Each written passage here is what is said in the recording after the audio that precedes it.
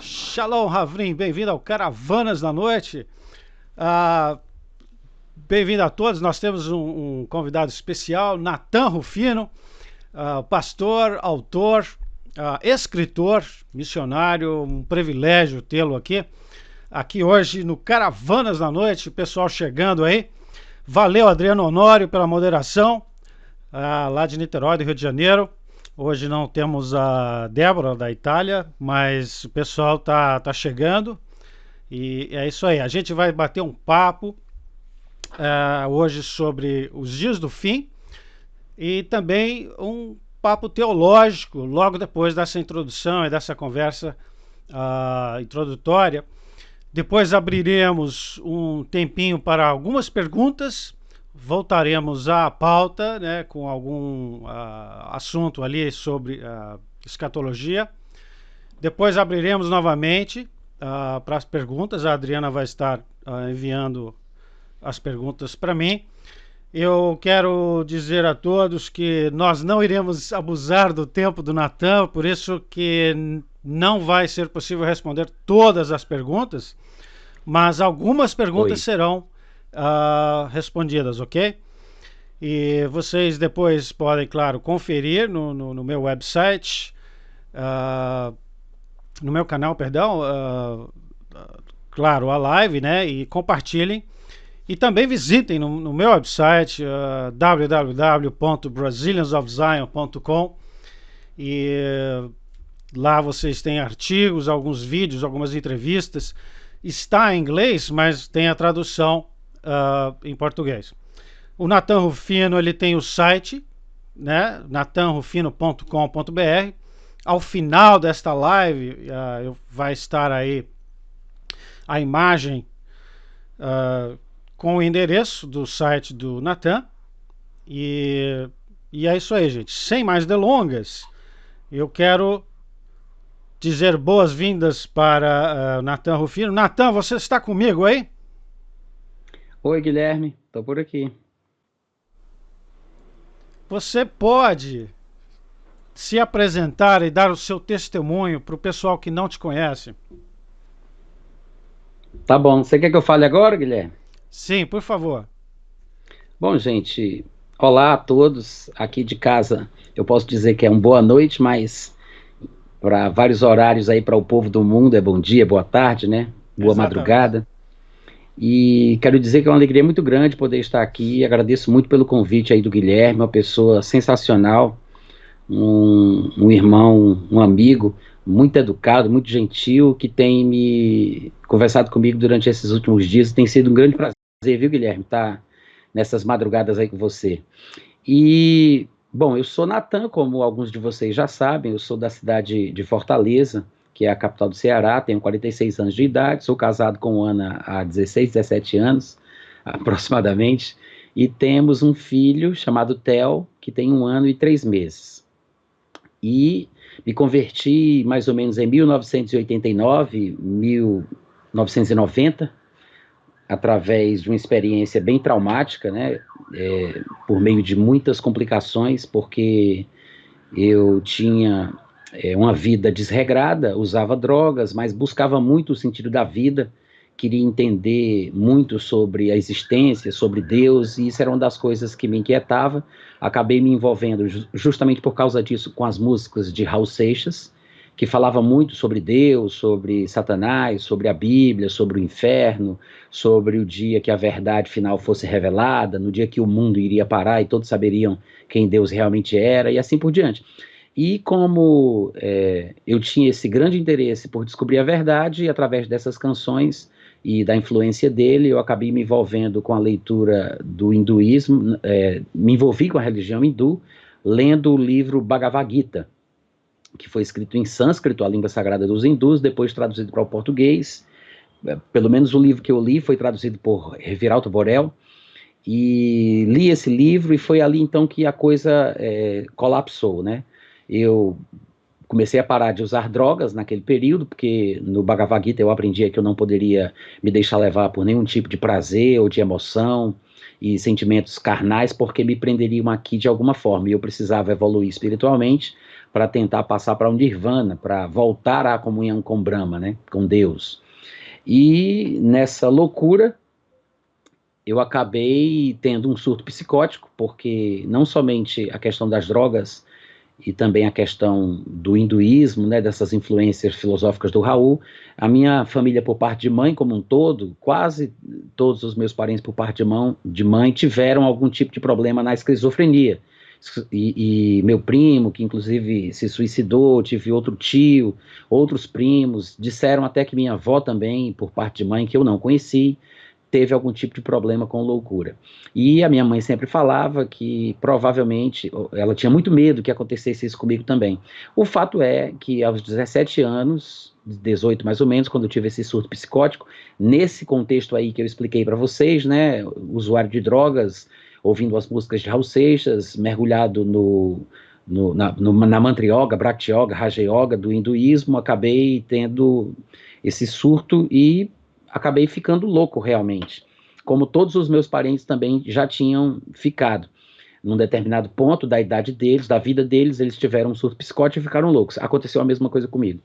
Eu fui internado no manicômio, na Avenida da Reitoria, lá em Fortaleza, na casa de repouso Nosso Lar, e fui enjaulado, amarrado, maltratado pra caramba naquela época. E, inclusive, quem tem curiosidade para saber mais ou menos como é que acontecia naquele período, porque dizem, não sei confirmar se é verdade ou não, mas dizem que de lá para cá o tratamento em hospitais psiquiátricos mudou bastante. Não posso dizer nada sobre isso, só posso contar da minha experiência. Na minha época, foi assim que eles nos trataram, com muitas pancadas, amarraram, botaram camisa de força, pisaram no meu pescoço, me chutaram, me colocaram numa jaula, eu era obrigado a participar de sessões espíritas e tudo mais. Quem quiser ter uma noção disso aí, basta assistir aquele filme O Bicho de Sete Cabeças, onde Rodrigo Santoro é o protagonista. Depois de um período hospitalizado, mais ou menos ali uns 40 dias, a minha mãe, quando foi me visitar, acabou ficando muito chocada com a minha aparência e decidiu me tirar do manicômio, e eu tinha que tomar remédios controlados pro resto da vida, né, assim como o meu tio Joaquim, como o meu primo Fernando, como o meu primo Daniel, era André, que eu me confundo de qual dos dois teve esse problema, então eu tinha que passar pela mesma situação. Mas aí, durante esse período, em que eu tive o surto psicótico, a minha irmã se converteu, minha família toda também veio a Jesus, foi uma situação bem traumática, mas no final das contas, quando eu cheguei em casa, todo mundo era crente, e começaram a orar por mim, a interceder, e foi um período muito longo, mas somente depois, através da literatura dos livros de irmão Reagan, Kenneth Reagan, foi que eu, graças a Deus, comecei a voltar à sanidade. Lendo os livros do irmão Reagan, a minha saúde mental foi voltando, e a partir da leitura desses livros, eu mergulhei na fé cristã, e de lá eu venho até hoje crescendo cada vez mais pela graça de Deus. Que maravilha, né? Que maravilha como o Senhor faz as coisas, né? E o pessoal aqui tá vibrando porque a Ana Gaia está na casa. She's in the house. O pessoal tá ali agitado. Bem-vinda, Ana. Bem-vinda. Muito bom tê-la. E também minha irmã Priscila Sazonov, lá de Atibaia, São Paulo, tá aí dando Eita, que legal. um alôzinho aí para nós. Mas valeu.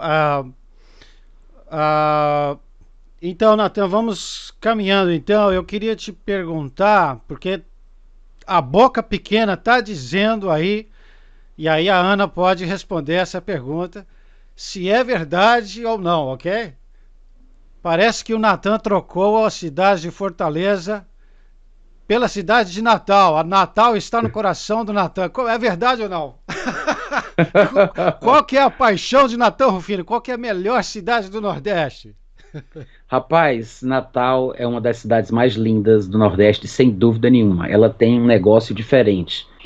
E eu sempre gosto de ir a Natal, né? Fortaleza é uma cidade maravilhosa, é a minha cidade, uma cidade grande, mas Natal realmente é muito linda. O pessoal do Caravanas estava. Olha, eu acho que o Natan. Sei não, hein? Fortaleza ou Natal? Mas é isso aí. Natan é do Ceará, Fortaleza, o pessoal confundindo. Eu tô fazendo essa brincadeira porque muita gente pensando que o Natan é de outras cidades e tal. Não é de Campina Grande, ele é de Fortaleza.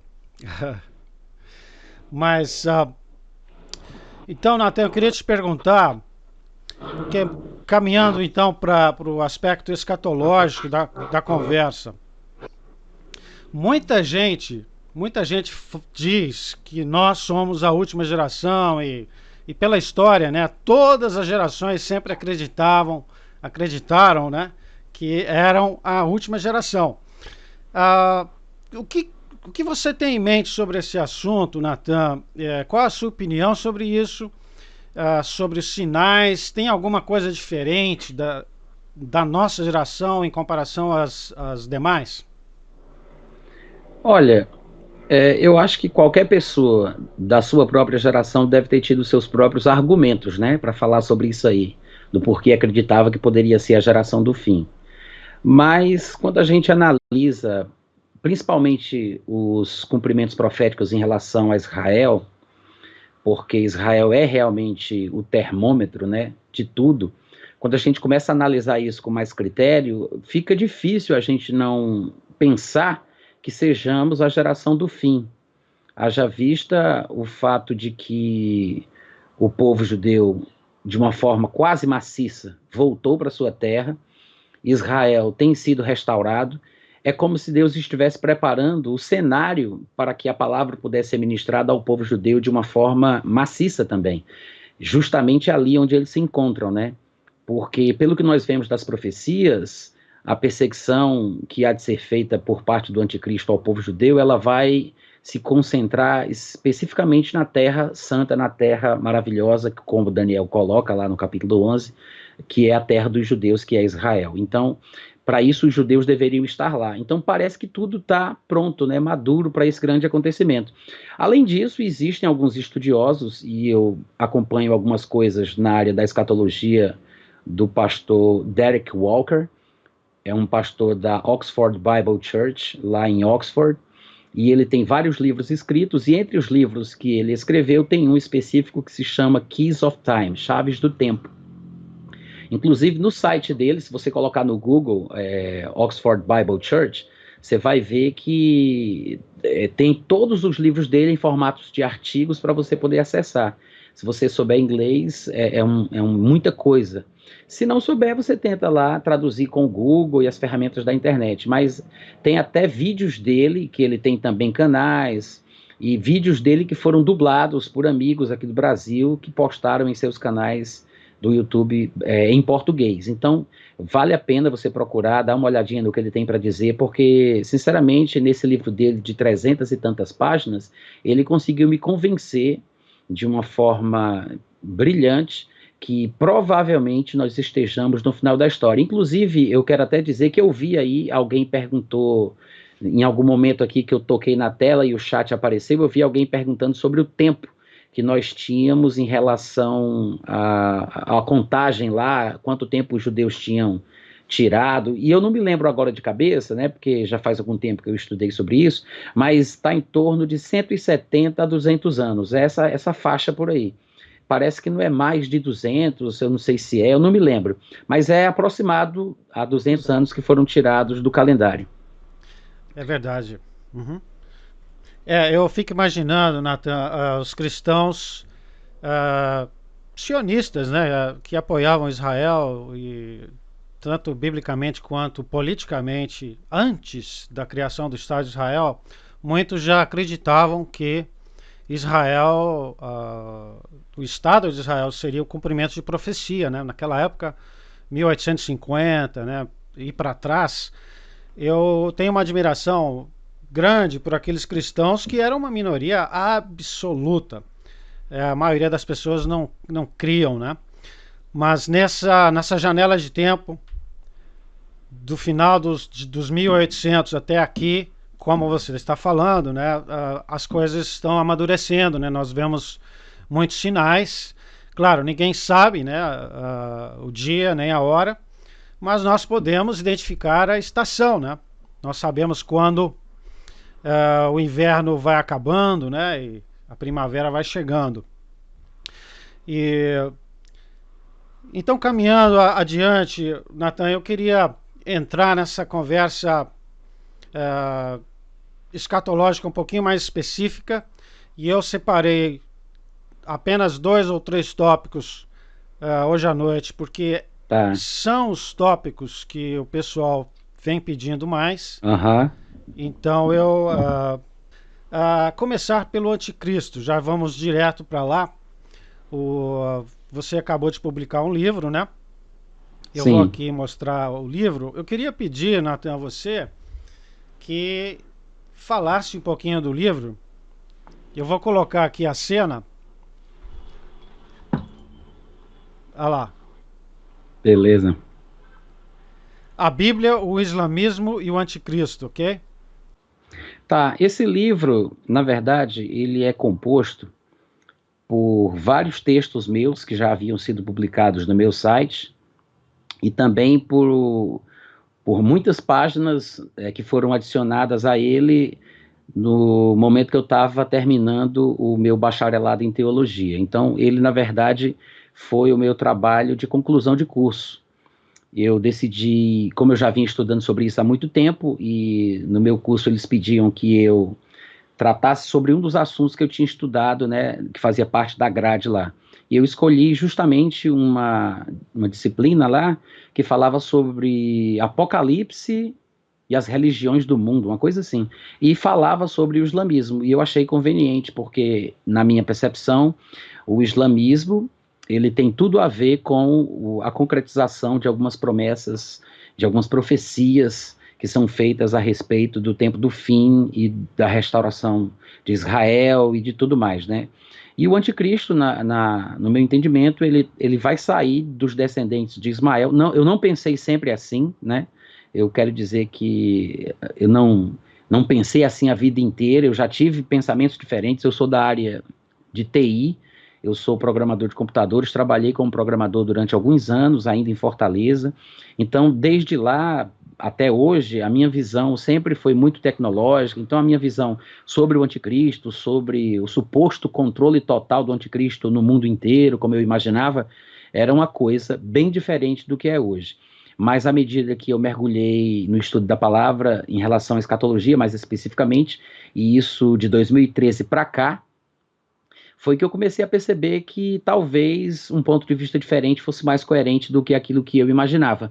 E foi assim que eu passei a pensar dessa forma que hoje eu prego em seminários, em conferências e também nesse livro que eu escrevi, né? Então, nele tem alguns textos meus que foram publicados já no meu site. E tem também algumas coisas novas que eu coloquei sobre Apocalipse 13, Apocalipse 17, sobre a ligação com o islamismo, sobre a minha visão a respeito das profecias que estão associadas ao ministério, à carreira do anticristo e assim por diante. É verdade, não. Eu fui mudando aos poucos. Durante muito tempo eu tive a fé, eu tive a ideia de que o anticristo seria uma espécie de líder mundial que viria da Europa, né, basicamente, e que ele controlaria o mundo inteiro e usaria a tecnologia. Na minha visão, antigamente eu sempre via assim, tinha que ter a tecnologia. Na minha época lá era o código de barra, né? Hoje em dia o código de barra ninguém fala mais sobre ele, né? É, Agora quem está concorrendo aí para o posto de marca da besta é o chip subcutâneo. Aí é. tem também alguém falando sobre a tecnologia 5G. Os concorrentes são muitos. Mas antigamente eu pensava assim, que ia ser através da computação, através da tecnologia, inteligência artificial, quem sabe criptomoeda. Essa era a minha linha, né? Se eu tivesse ainda pensando como eu pensava antes, seguindo os meus instintos profissionais, né, do meu trabalho, da minha linha na área de programação de computadores, eu ainda estaria dentro desse mesmo pensamento. Tem muito pastor que pensa assim. Eu hoje, particularmente, penso diferente. Mas mudou. Ok. Então eu vou partir para algumas objeções aqui, tá? Porque é, a- essa live não tem a intenção de ser somente básica, mas a gente pode mergulhar um pouquinho e voltar para a superfície, tá bom, pessoal aí? Quem não pegar o que a gente está falando, a gente discute depois, ok?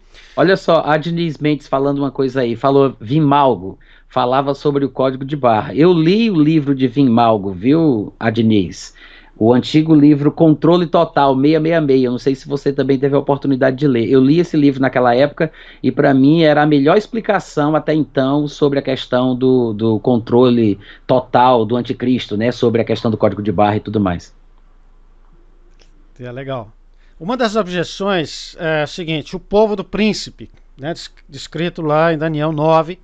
E o pessoal que está do outro lado do argumento, quer dizer, o anticristo romano e tal, eles discordam de você, Natan, porque eles dizem o seguinte: a despeito de quem seja os mercenários, né, o povo que lutou na legião romana, quem mandou invadir, quem era a autoridade eram os romanos, ok? Então, esse é um ponto de discórdia, é um ponto assim grande, né, Natan, de discórdia. E eu só queria mostrar ao pessoal essas objeções. Primeiro, o povo do príncipe é uma objeção. A segunda objeção é que o anticristo muçulmano, ele jamais se proclamaria a si mesmo como Deus. Essa é uma segunda grande objeção. E uma terceira objeção seria que o islamismo estaria acabado depois dos Salmos 83, para quem, né, acredita naquela interpretação. Então, Natan, por favor, dê uma passada aí nessas três objeções para a gente, os seus pensamentos, por favor. Tá. Deixa eu ver se eu vou conseguir lembrar, tá? Daniel 9:26, o povo do príncipe que virá. Qual é a segunda? A segunda é o anticristo muçulmano proclamando-se como Deus, não seria aceito. E a terceira? E a terceira, Salmos 83, que o islamismo... Tá, extinção do islamismo, tudo extinção. Bem. Vamos por partes, se eu esquecer, tu me ajuda aí. Bom, em primeiro lugar, o povo do príncipe que há de vir, como diz lá o texto, ele é muito claro. A palavra, inclusive, Guilherme, você que fala hebraico aí, pode até conferir na sua Bíblia, né? A palavra usada lá é que fala de etnia, e quando a Septuaginta foi feita, que é a tradução do hebraico para o grego, né, lá por volta do ano 225 a 300 a.C., quando a Septuaginta foi feita, nessa tradução, os judeus que verteram o hebraico para o grego, escolheram a palavra etnon, que é que é da onde vem a nossa palavra etnia. Ou seja, a palavra que está lá, o povo, que foi traduzida por povo na nossa versão, é a palavra para etnia, não está falando sobre cidadania, tá? Outra coisa que você falou aí importante de ser observada é o seguinte: você falou que os romanos eram a autoridade na época, então recai sobre eles, né, o peso daquilo que foi feito. Só que quando você vai ver o que diz a testemunha ocular do acontecimento, que é Flávio Josefo, né, ele tem um livro bem conhecido dos crentes, que é a História dos Hebreus, mas tem um livro que os crentes não conhecem muito, que é Guerra dos Judeus, que foi escrito em 7 ou 8 tomos. No volume de número 6, nesse livro Guerra dos Judeus, ele descreve os detalhes do que ele viu como testemunha ocular, cronista oficial do imperador na época, do que aconteceu. E ele diz claramente que não foi ordem do imperador o que aconteceu, a destruição, o ataque, o massacre dos judeus e a destruição do templo, não foi ordem do imperador, muito pelo contrário. Ele acenava com os braços, ele gritava, ele mandava os soldados pararem, os legionários, né? Ele punia, ele mandava os seus oficiais baterem no povo que estava queimando o templo e querendo destruir as coisas, roubando, saqueando. E Flávio Josefo, ele diz que o imperador não conseguiu de forma alguma impedir que os seus legionários, contra a autoridade romana, fizessem aquilo que queriam. E para você entender o porquê dessa atitude de desobediência dos soldados legionários, basta você recorrer à história, porque o fato é que do ano 14 ou do ano 15 em diante, o Império Romano ele tinha mudado a estratégia de administração. Como havia uma vasta extensão de terra por parte do Império Romano, eles começaram a contratar soldados provincianos, das províncias conquistadas pelo Império Romano. E estes soldados passaram a fazer parte das legiões romanas. Não eram soldados romanos, eram das províncias da Síria, da atual Jordânia, do norte da África, dali do Egito. Então eles eram dos locais onde o Império Romano tinha controle.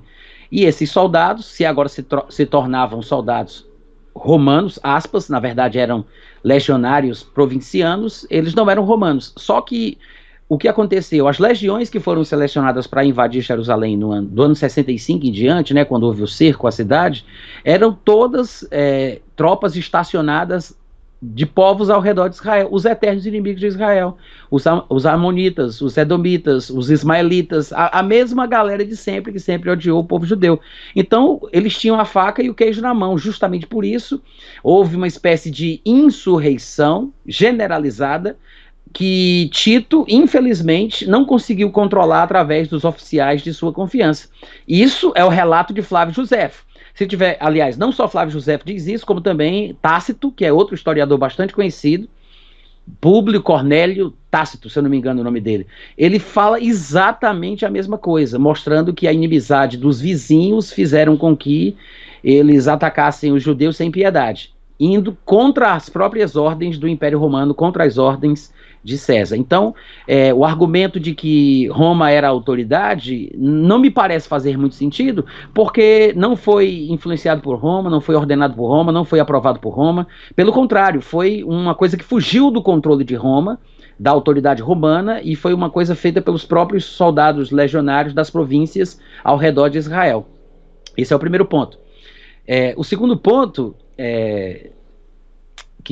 sim, e a questão do povo do príncipe que há de vir, né, de Daniel 9:26, é importante lembrar que os soldados que fizeram o que fizeram, eles não faziam parte do povo romano. Então, como é que se vai usar um versículo desse para apontar para a região da Europa, ou para tentar apontar para o povo romano, se o próprio texto em si fala sobre o povo de cuja etnia, né, etnon, como diz lá na Septuaginta, cuja etnia não era romana, era o povo da etnia dos soldados. Se você colocar no Google e você pesquisar assim, legiões que atacaram Jerusalém no ano 70, você vai ver todas elas, eu não lembro agora dos nomes de cabeça, mas era Fretenses, Gálica, não sei das quantas, do Estreito Marítimo, todas elas eram da Síria, do Egito, da atual Jordânia, da Turquia, ou seja, eram os descendentes de Ismael, inimigos do povo judeu desde sempre.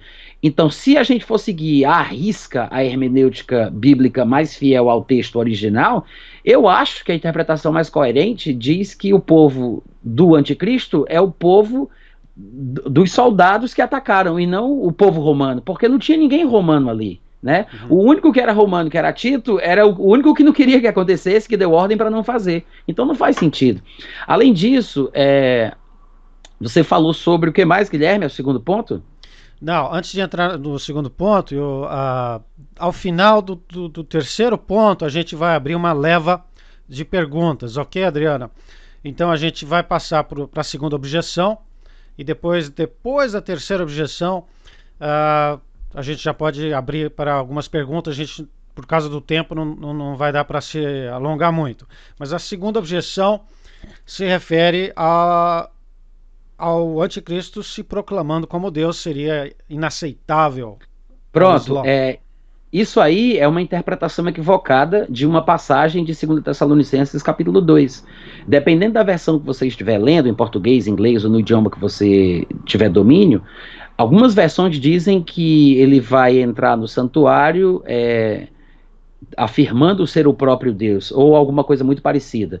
Mas, na verdade, o que outras versões mostram é que ele vai fazer alguma coisa como se fosse o próprio Deus. Eu tenho versões aqui em português que colocam a frase mais ou menos assim. Ou seja, ele vai ter um comportamento como se fosse o próprio Deus. Em outras palavras, ele vai fazer o que somente o Messias poderia fazer, porque o Messias é a representação máxima da pessoa de Deus na Terra. Ele é o próprio Deus, ou Deus encarnado, o Messias, mas ele vai agir de uma forma, ele vai usurpar um lugar, uma posição que não é dele.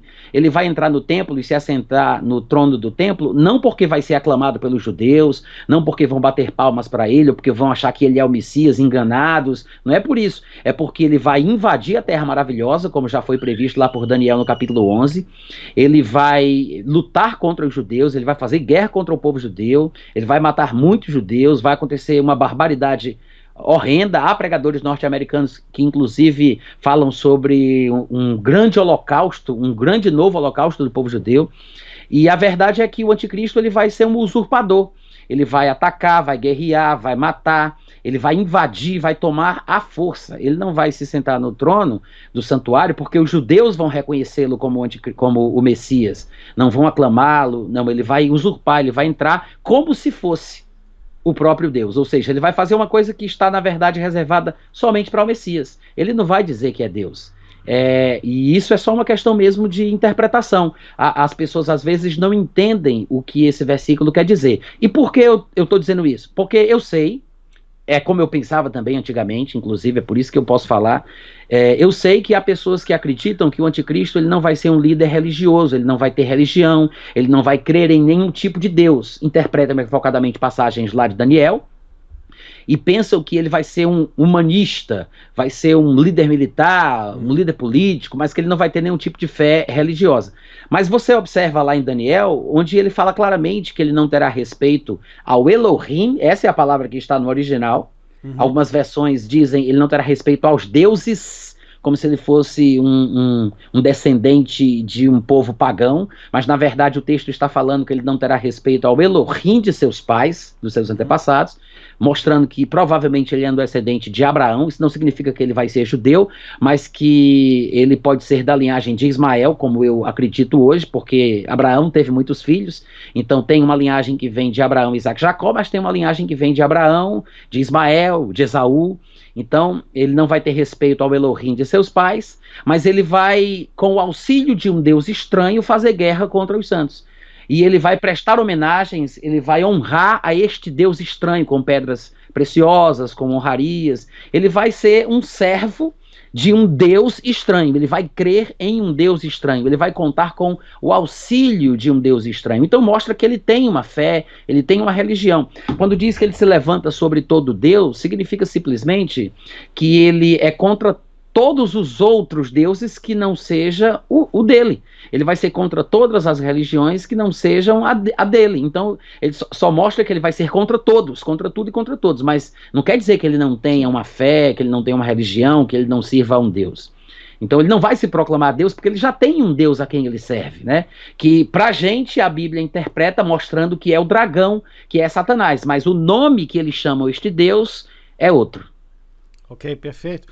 Então eu queria lembrar o pessoal, e esse é um ponto educativo, que a discordância entre os manos em Cristo, né,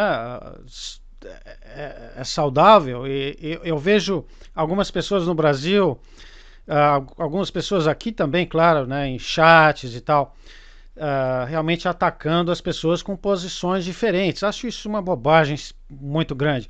E eu separei essas três objeções para fazer uma ilustração para o pessoal que a discordância de opinião são apenas bifurcações, né, no caminho, mas todos nós estaremos chegando ao final, que é o reino de Yeshua, a volta de Cristo, né? Ao final de tudo, todos nós cremos em Cristo Jesus, né, no reino dele, né, no fim desta era, no banimento do mal. Eu queria só lembrar isso ao pessoal que está começando, porque há muita gente lá fora que realmente não sabe dialogar, e existe escatologia, várias posições, como você está falando, Natan, questões de interpretação são várias, e há vários pontos difíceis. Vários pontos difíceis. Então eu separei somente essas três objeções antes de partir para algumas perguntas. Guilherme, diga. A terceira objeção a gente não falou ainda, né? Eu me aluguei um pouco nas duas, mas a última, que seria a suposta aniquilação do islamismo, é equivocada, porque, na verdade, aquela citação lá de Ezequiel 38 e 39, que fala de um futuro ataque liderado por Gog, e ele menciona várias nações islâmicas, né? Na visão que eu tinha antigamente, dizia que esse Gog seria uma espécie de invasor, precursor do anticristo. Ele viria, né, e na minha visão seria alguém que viria da Rússia, porque, claro, os teólogos americanos demonizaram a Rússia e elegeram a Rússia como um protagonista de alguma coisa do mal no final dos tempos contra Israel. Mas O que acontece é que dizem que nessa guerra prévia, antes do anticristo surgir, então o anticristo seria eliminado juntamente com todos os outros povos que viriam com ele e o islamismo deixaria de existir como potência mundial. Mas é um equívoco, porque se você for somar, pelo menos estatisticamente falando, se você for somar a quantidade de povos islâmicos das nações citadas em Ezequiel 38, não dá a metade da população islâmica mundial. Porque a maior população mundial ela não se encontra nas nações citadas em Ezequiel 38, elas estão em outros lugares do mundo, inclusive acho que Índia, Indonésia e outros lugares aí.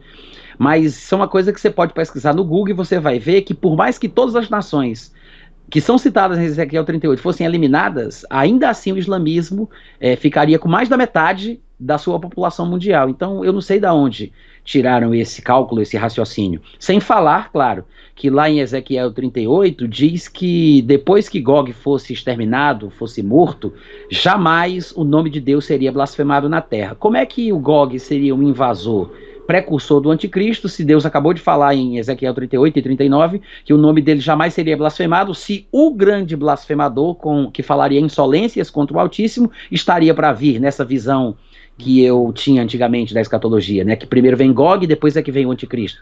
Na verdade, pelo que eu penso, Gog deve ser apenas mais um dos títulos que a palavra de Deus dá ao anticristo. Ok, perfeito. Vamos abrir aqui para a primeira rodada de perguntas. Teve uma perguntinha, teve um comentário aí que passou aqui na tela, que eu estou olhando aqui pro meu celular sempre que eu posso. Alguém comentou assim, então o anticristo seria da linha do Islã radical, uma coisa assim. Mas eu queria só dizer, para quem tiver aí curioso a respeito desse assunto, que não existe islamismo moderado, tá? Existe muçulmano moderado. Islamismo moderado não existe. O islamismo é a religião, a filosofia. O muçulmano é a pessoa que segue a religião islâmica. Existem muçulmanos que são pessoas do bem, de índole boa, pessoas que realmente são da paz e que inclusive oferecem grande resistência aos textos violentos do Alcorão e que se recusam a praticá-los e são considerados pelos muçulmanos mais fervorosos como hipócritas. Então esses muçulmanos de índole do bem que não querem praticar os assassinatos que o Alcorão determina, eles são pessoas boas. E muitas vezes acontece isso, uma pessoa nasce num país de religião predominantemente cristã e a pessoa nem conhece a fundo o que realmente a sua religião prega. E tem muito muçulmano que é assim, que nasceu, é muçulmano, busca a Deus, ama a Deus do jeito dele, mas ele não conhece profundamente a sua religião. E se você chegar a conversar com algum muçulmano sobre esses assuntos, você vai ver que muitos muçulmanos vão falar de forma verdadeira e sincera, dizendo o seguinte: olha, eu acho que isso é errado, a minha religião não diz isso, eu sou muçulmano desde que eu nasci, papai e mamãe nunca me falaram sobre isso, nunca aprendi isso nos templos que eu frequentei, e eu acho que esse negócio aí desse radicalismo, do Boko Haram, do Hamas e do ISIS, isso tudo aí é um exagero, é um extremismo. Na verdade é porque eles não conhecem.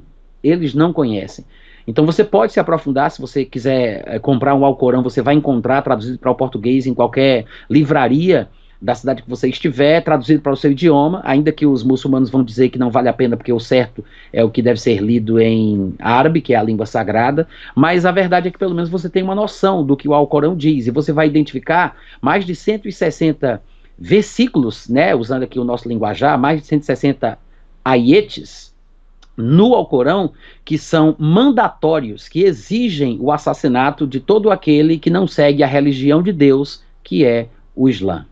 Então, o islamismo, ele não existe islamismo moderado, existem muçulmanos moderados. O islamismo, a religião, a filosofia em si, não.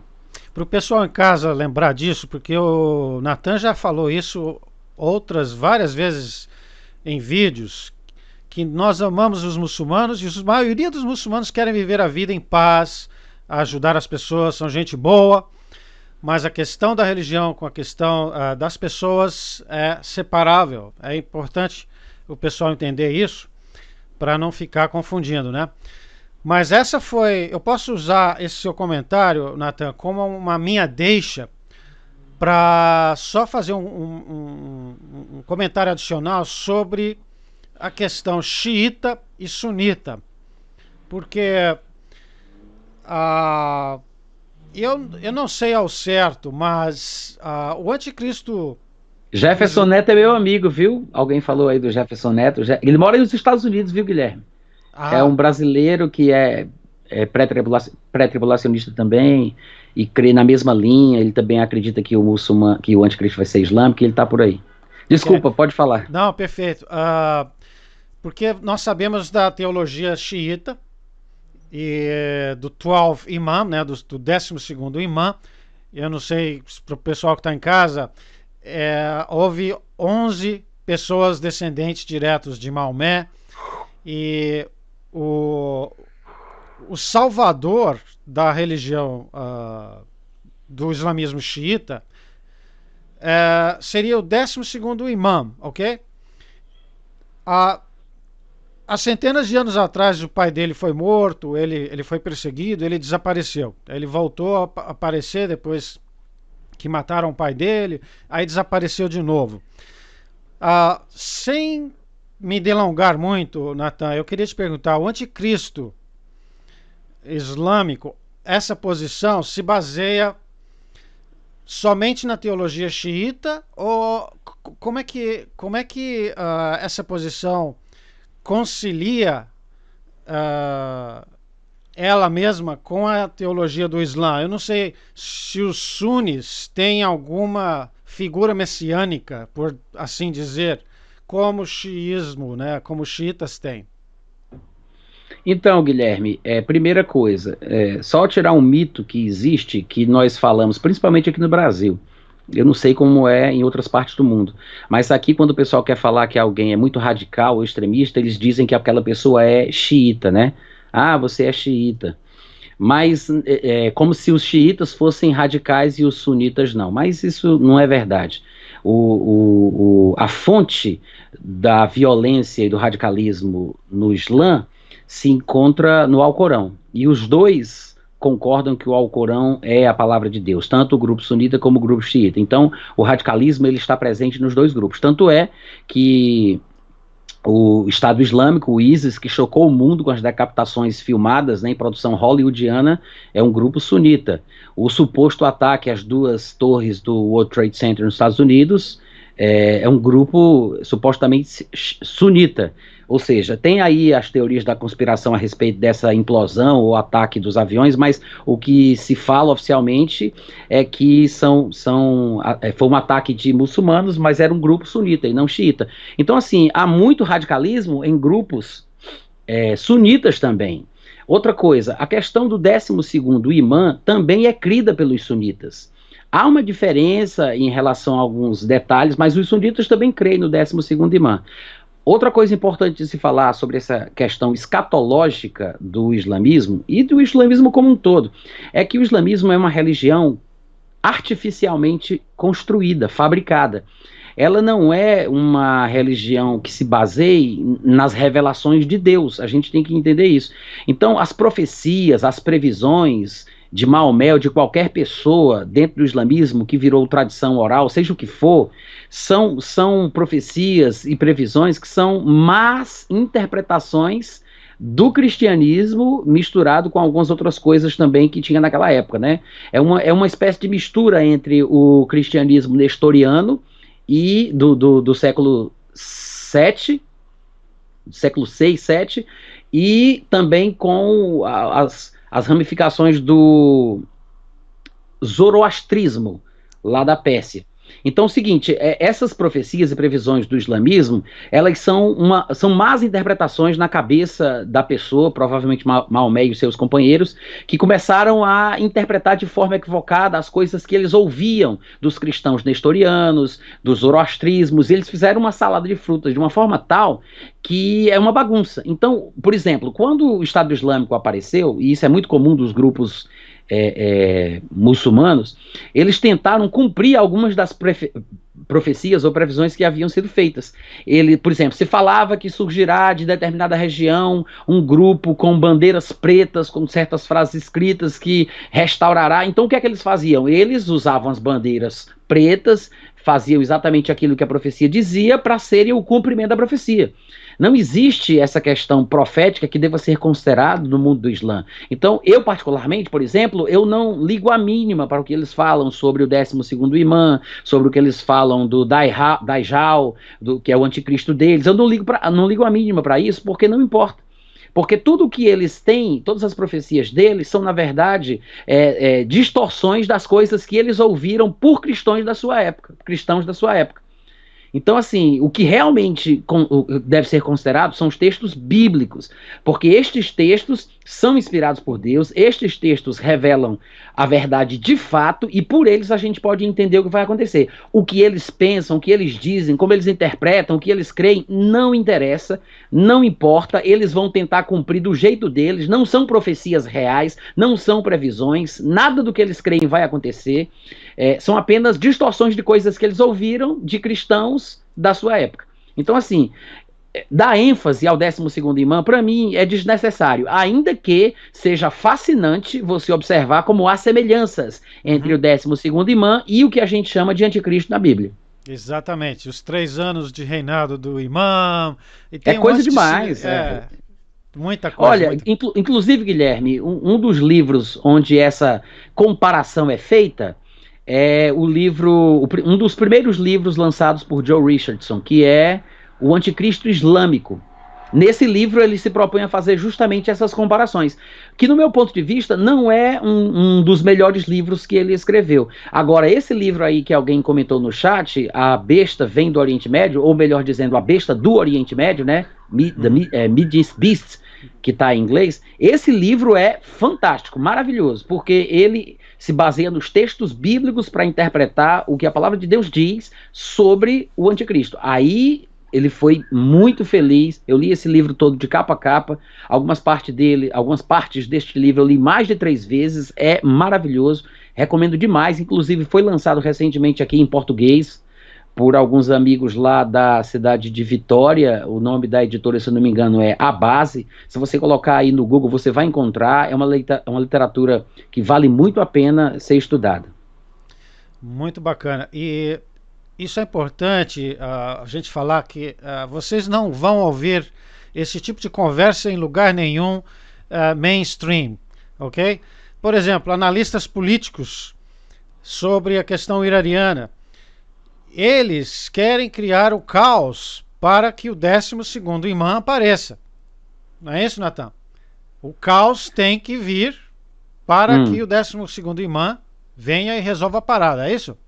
Pois é, porque eles tentam sempre cumprir as profecias na marra, né? Na marra. Então, como se fala que o contexto, o ambiente do surgimento dele vai ser no momento assim, então eles tentam proporcionar esse momento para que ele surja, ou para que simplesmente sirva de desculpa para que alguém se apresente como sendo o tal. E eu estou dizendo isso porque as análises políticas no mundo secular não consideram esse aspecto religioso teológico duro, porque se o Irã tiver acesso à bomba, eles irão usar para criar o caos. Eu acredito nisso, que por causa dessa teologia de criar o caos para que venha o Salvador, entre aspas, eles acreditam nesse tipo de coisa. E você falou sobre os sunitas de acreditarem no imã. Eu não sei muito detalhes sobre a teologia sunita, mas ambos acreditam nessa figura, né? Mas enfim. Sim, ambos.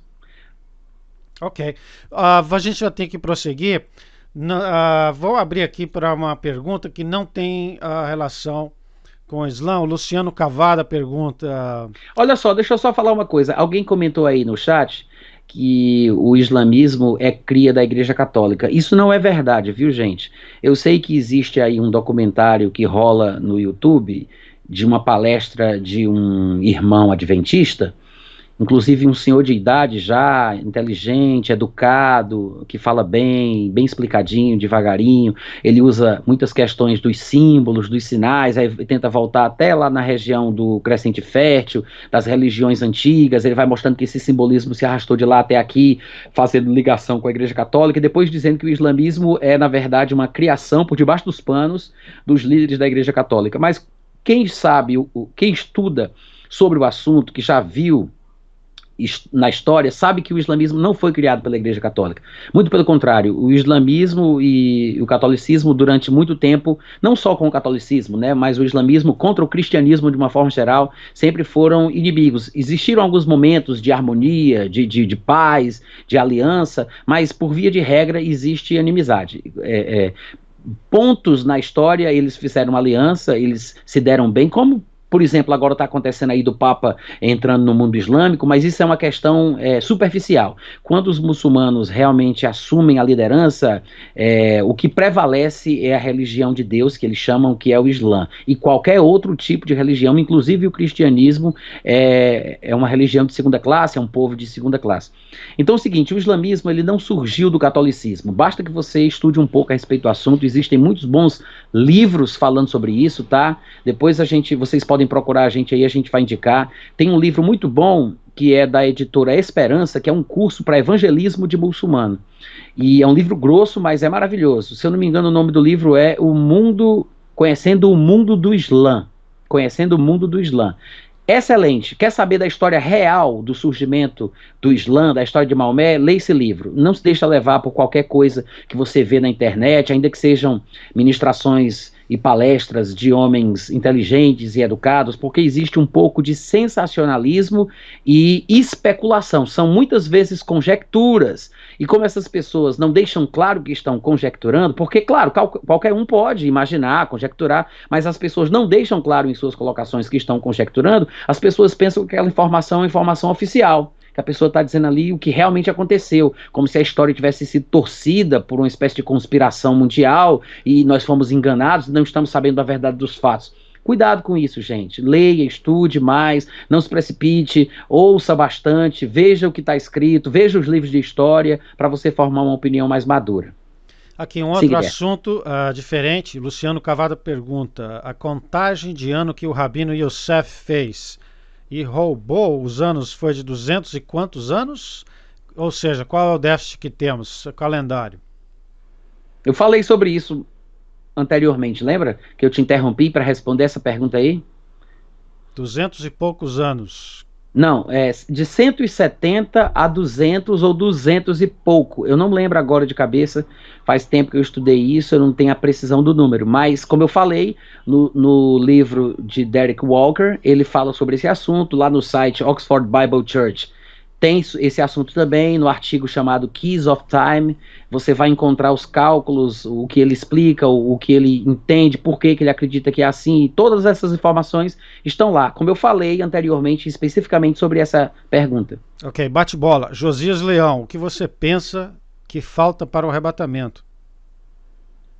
O arrebatamento, não tem nada que falte, porque o arrebatamento ele não tem sinais, né? Não há sinais para que o arrebatamento aconteça. Os sinais são para a segunda vida de Cristo, não para o arrebatamento. Rafael Fernandes, de qual nação sairá o anticristo? Olha, eu não tenho certeza de qual nação ele sairá. O que eu sei, claro que talvez existam textos na Bíblia com base nos quais a gente possa dizer isso. Há muita gente aí na internet que acredita que sabe onde ele vai nascer, qual a cidade e tudo mais. Eu, particularmente, não tenho essa convicção ainda, mas uma coisa eu sei. Quando ele estiver sendo empossado, assumindo a liderança, a sua postura, entrando naquela confederação de 10 nações, porque essa confederação de 10 nações não é uma coisa que ele vai criar. Muita gente se atrapalha nisso. Primeiro vai surgir uma confederação de 10 nações na qual ele vai ser inserido, ele vai entrar, ele vai fazer parte. O anticristo ele vem depois. Quando ele for entrar, ele vai criar uma espécie de antipatia ou inimizade com 3 dos reis, príncipes, primeiros ministros que estiverem nessa confederação de nações, e vai abater esses 3 e vai assumir a liderança da confederação. Ele não vai criar a confederação de nações, ele não vai ser o idealizador deste reino, ele vai usurpar, ele vai assumir, ele vai tomar posse. Ele vai assumir a liderança. Quando isso acontecer, porque a Bíblia diz lá em Apocalipse que ele vai receber do dragão um trono, autoridade e poder. Quando ele foi então empossado, que ele recebeu esse trono, essa autoridade, claro, através de uma representação ou cerimônia humana, mas ele vai ser ungido por Satanás, vamos dizer assim. Quando isso acontecer, ele estará na Turquia. Então ele não vai necessariamente sair da Turquia, mas a Bíblia diz que esse trono, esse poder estarão na Turquia. Então, se o trono de Satanás, que está na Turquia, vai ser entregue ao anticristo, então ele nesse momento da sua carreira estará liderando a partir da Turquia. Provavelmente vai haver uma espécie de restauração do trono do califado otomano que existiu, cuja base era na Turquia. É possível que haja uma restauração que surja, que saia de lá o controle desse novo império islâmico. Temos ainda alguns minutinhos, 3 ou 4 minutos, para perguntas. Eu tenho visto algumas perguntas aí, Natan. Se você consegue olhar o chat, pode escolher. Às vezes aparece aqui, às vezes some, viu, Guilherme? Não dá para ver muito, que eu tô com o celular aqui na minha frente, mas aqui, a tecnologia aqui não está favorecendo, não. Mateus 24, o Pirata Urbano pergunta, nós iremos passar pela grande tribulação? Pergunta. Eu não creio que a igreja passará pela tribulação.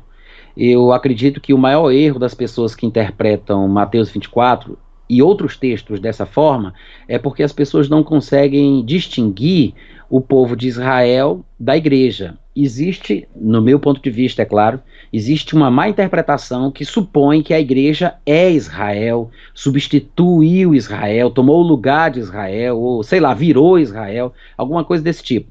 E por causa disso, as pessoas pegam passagens que parecem ser muito claramente voltadas especificamente para a terra de Israel, para o povo judeu, por causa do plano de Deus ao lidar com eles naquele determinado momento, e eles querem atribuir isso ao povo de Deus, à igreja, né? Porque eles confundem a expressão povo de Deus, escolhidos, santos, e toda vida que aparece isso, eles acham que está se referindo à igreja, e não sabem distinguir que Deus ele está lidando com o povo de Israel de uma forma específica, e ele lida com a igreja de uma forma específica. Então eu acho que o maior problema é esse, é as pessoas não conseguirem distinguir quais declarações são dirigidas especificamente aos israelitas, e quais declarações são dirigidas à igreja.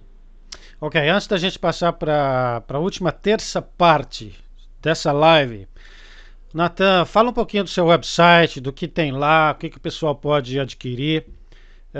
Discorra aí sobre o seu website e ministério, por favor.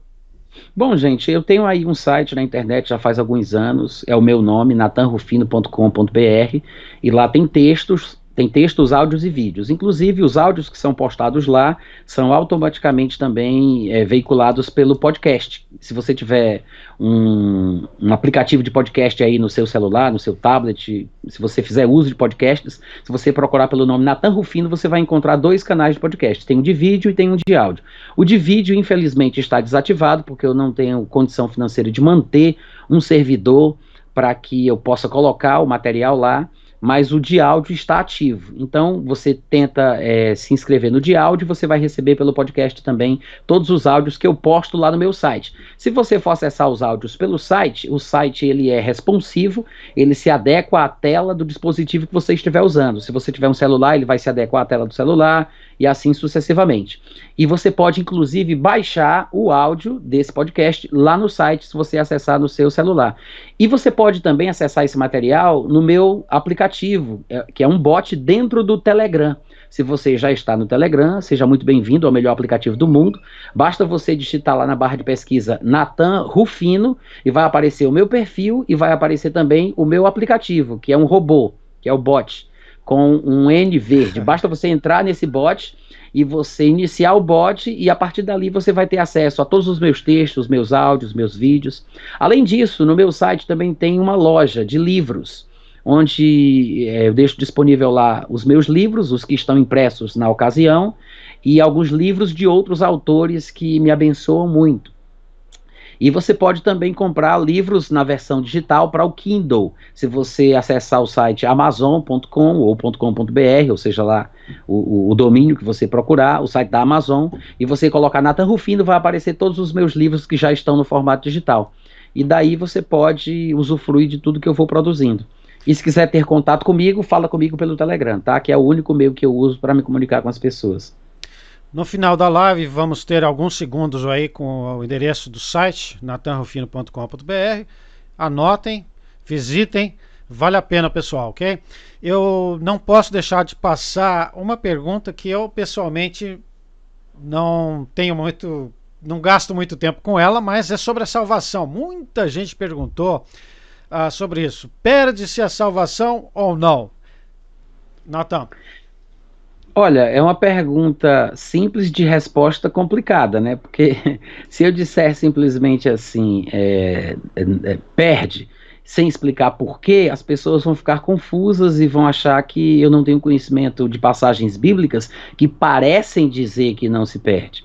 Agora, o básico do que eu posso dizer sobre isso, essencialmente, que a maioria das pessoas que vão falar sobre esse assunto parecem se esquecer ou não têm o entendimento, é o seguinte: o essencial é que a única razão pela qual se pode perder a salvação é porque a salvação hoje, nesse tempo da vida, ela é usufruída pela fé. E a fé é a convicção de fatos que não se veem. É a certeza de coisas que ainda se esperam. Em outras palavras, a salvação hoje, no tempo atual da vida, ela não é uma realidade manifesta. Ela é uma realidade esperada. É por isso que alguns pregadores gostam de dizer que a salvação envolve os 3 tempos da vida: o passado, o presente e o futuro. Fomos salvos, somos salvos e seremos salvos. Mas, na verdade, a salvação ela está preparada para se manifestar no último tempo, como diz Pedro na sua epístola. Em outras palavras, quando o nosso corpo finalmente for absorvido pela imortalidade e o nosso corpo corruptível for absorvido pela incorruptibilidade, aí vai se cumprir o que eu chamo de irreversibilidade da salvação. Daí para frente, é impossível perder a salvação. Mas por que é possível perder a salvação hoje? Porque hoje nós somos salvos pela fé. O que é a fé? A fé é o substituto da coisa esperada. Então a fé é a convicção. A fé é a certeza. Então a certeza e a convicção não são a coisa em si. É por isso que a Bíblia diz que a fé é a convicção de fatos que não se veem. Ou seja, os fatos são invisíveis, mas a convicção está em mim presente, substituindo os fatos por enquanto. A fé é a certeza de coisas que eu espero. As coisas que eu espero ainda não se manifestaram, ainda não estão presentes, são invisíveis, mas a minha certeza substitui as coisas. Então hoje nós somos salvos pela fé, mas um dia nós não precisaremos mais da fé para usufruirmos da salvação, porque a salvação se manifestará no tempo predeterminado por Deus. Por que é possível perder a salvação? Porque a salvação ainda não se manifestou. Então até lá nós estamos neste grande teste da vida cristã para que possamos usufruir da bênção que nos foi prometida. É essencialmente por isso, assim, a grosso modo, por que se perde a salvação? Aspas, né? Perfeito. Pastor João Peixoto pergunta: Pastor Natan, fale sobre o significado da apostasia em 2 Tessalonicenses, capítulo 2. Olha, eu tenho inclusive textos, áudios e vídeos especificamente sobre esse assunto. A última série de ministrações que eu fiz envolvendo o 2 Tessalonicenses capítulo 2, eu falei sobre apostasia durante 3 horas, se eu não estiver enganado. Se você procurar no meu site, no meu aplicativo dentro do Telegram, você procurar pela palavra apostasia, ou no meu canal do YouTube, se você procurar pelas datas, você vai encontrar os mais recentes sobre esse assunto. Eu falo especificamente sobre isso. A palavra apostasia, ela é uma palavra que significa separação, significa partida, significa retirada. Infelizmente, nós usamos a palavra apostasia, principalmente no contexto religioso, como se fosse sinônimo de deserção da fé. Mas este é um conceito interpretativo, tá, gente? Isso não é tradução. Existem 3 coisas que podem ser parecidas, mas que não são a mesma coisa. É a transliteração, a interpretação e a tradução. A transliteração é substituição de fonema por fonema de uma determinada palavra de um idioma para outro, como aconteceu com a palavra apostasia. Alfa foi substituído pelo A, o pi foi, o rho foi substituído, não, o pi foi substituído pelo P, o ômicron foi substituído pelo O e assim por diante. A apostasia. Então a palavra apostasia, ela não faz parte do idioma português. Ela, na verdade, é uma transliteração da palavra grega apostasia. Dentro do idioma grego, mais especificamente naquela época em que a palavra apostasia foi usada ali no contexto do Novo Testamento, ela tinha um significado que não é o que nós atribuímos à palavra apostasia, que surgiu no idioma português como consequência desta palavra grega. Então, nós atribuímos um significado à palavra apostasia. Nós fazemos isso direto. Quer ver só um exemplo? A palavra autópsia.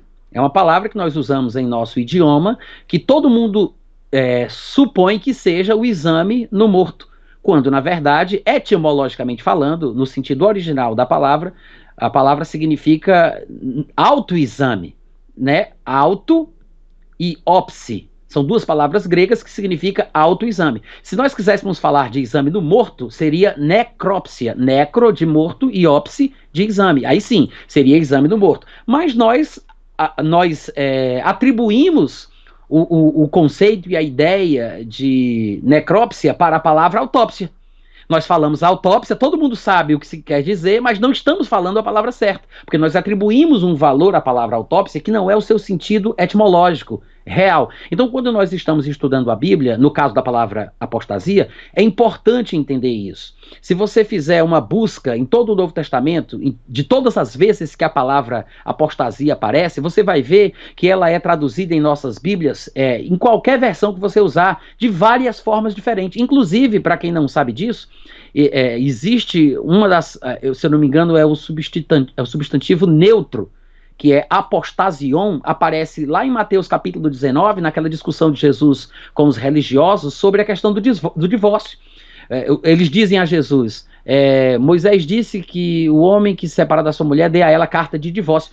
É carta de apostasion. A palavra apostasion foi traduzida por divórcio. Por quê? Porque a raiz da palavra, o sentido etimológico da palavra apostasia, que no caso aí é o substantivo, porque é o seguinte, a palavra apostasia, ela é substantivo, se eu não me engano, feminino, mas existe o substantivo no grego, no português a gente não tem isso, mas no grego tem um substantivo neutro. No português temos masculino e feminino. No grego tem o masculino, feminino e o neutro.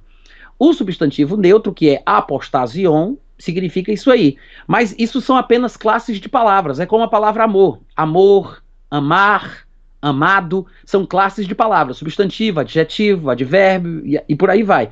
Então, é a mesma palavra, independente da classe de palavra que ela está ocupando. Se você procurar a palavra apostasia na sua forma verbal, a palavra apostasia na sua forma nominal como substantivo neutro, aí no caso de Mateus 19, que é apostasião, que foi traduzida por divórcio, ou se você procurar a palavra apostasia como substantivo feminino, que só aparece duas vezes, que é 2 Tessalonicenses e Atos capítulo 21, você vai ver que em todas as ocasiões que ela aparece, seja na forma verbal, nominal, ou substantivo neutro, não interessa. Sempre o significado é de afastamento físico. Pouquíssimas vezes ela é usada de forma figurativa para dar uma ideia de afastamento espiritual, que aí sim seria afastar-se da fé. Mas para que fique claro que o afastamento é da fé e não um afastamento físico, o texto tem que especificar isso, que é por isso que lá em 1 Timóteo capítulo 4, por exemplo, Paulo diz, o Espírito Santo afirma expressamente que nos últimos dias alguns apostatarão da fé. Veja, se a palavra apostasia significasse por si só apostatar da fé, se afastar da fé, se desviar da fé, Paulo não precisaria ter dito que o Espírito afirmava expressamente que alguns nos últimos dias se afastariam ou apostatariam da fé. Bastava ele dizer, apostatarão. Porque está implícito que apostatar é se desviar da fé. Mas como a palavra não significava isso, ele teve que explicar de que as pessoas se afastariam. Se afastariam da fé. Então, apostasia significa afastamento, retirada, partida. Em 2 Tessalonicenses capítulo 2, a palavra apostasia está sendo usada ali no contexto do arrebatamento. É a retirada do corpo de Cristo da terra. É a partida da igreja do mundo. Somente depois da apostasia, desta separação, é que o anticristo vai poder se manifestar. O que é uma pena, muita gente não entender isso, porque é exatamente isso que o contexto está falando, pelo menos conforme eu entendo. Perfeito. Bate-bola, End of Days Station pergunta, o que vocês pensam do Papa Francisco ser o 8º rei ou a personificação do falso profeta? Bom, aí eu vou tocar num assunto polêmico, porque primeiro eu não creio, e isso é uma coisa muito recente na minha vida, né, porque durante a minha vida inteira eu não pensava assim, mas hoje, inclusive nesse livro aí que eu acabei de publicar, como vocês sabem, eu explico sobre isso detalhadamente. eu não creio que o falso profeta seja uma pessoa e o anticristo seja outra pessoa, para começo de conversa. Eu sei que é controverso, é polêmico, porque normalmente a gente sempre ouve falar dos nossos pregadores prediletos que são duas pessoas, mas me parece que são apenas títulos atribuídos ao anticristo. O anticristo é chamado de profeta falso. Porque o anticristo, ele é um operador de milagres através da influência de Satanás. O próprio Paulo diz isso lá em 2 Tessalonicenses capítulo 2, ele diz que o homem da iniquidade, o filho do pecado, o iníquo, ele vai operar sinais, maravilhas, através do engano de Satanás. O anticristo está sendo mencionado em 2 Tessalonicenses como o operador de milagres. Em Apocalipse, o operador de milagres é chamado de falso profeta. Por quê? Provavelmente porque Paulo o chama de uma forma e João o chama de outra forma. Mas os termos, os títulos atribuídos a esta personalidade não fazem a diferença, são apenas características, são apenas títulos e frases que revelam características deste homem. Que ele é um líder religioso, é um ser que crê num Deus e que opera sinais. Mas, para mim, ele é a mesma pessoa. O falso profeta, Gog, o anticristo, o chifre pequeno, o iníquo, o filho da perdição, tudo isso aí são apenas títulos e frases que são atribuídas ao anticristo. Aí as pessoas costumam dizer, mas tem passagens que dizem que são duas pessoas. Não tem. O que tem, por exemplo, em Apocalipse, é um texto que fala que a besta será lançada no lago de fogo e junto com ela irá o falso profeta. Qual é o problema? É porque as pessoas, quando ouvem a palavra besta, pensam que o texto diz que o anticristo é a besta.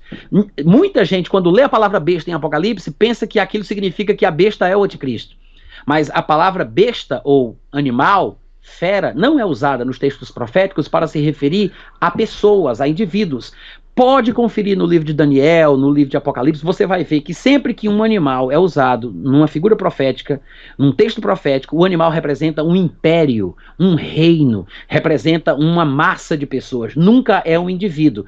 Mais comumente, o texto profético associa o chifre de um animal a uma pessoa.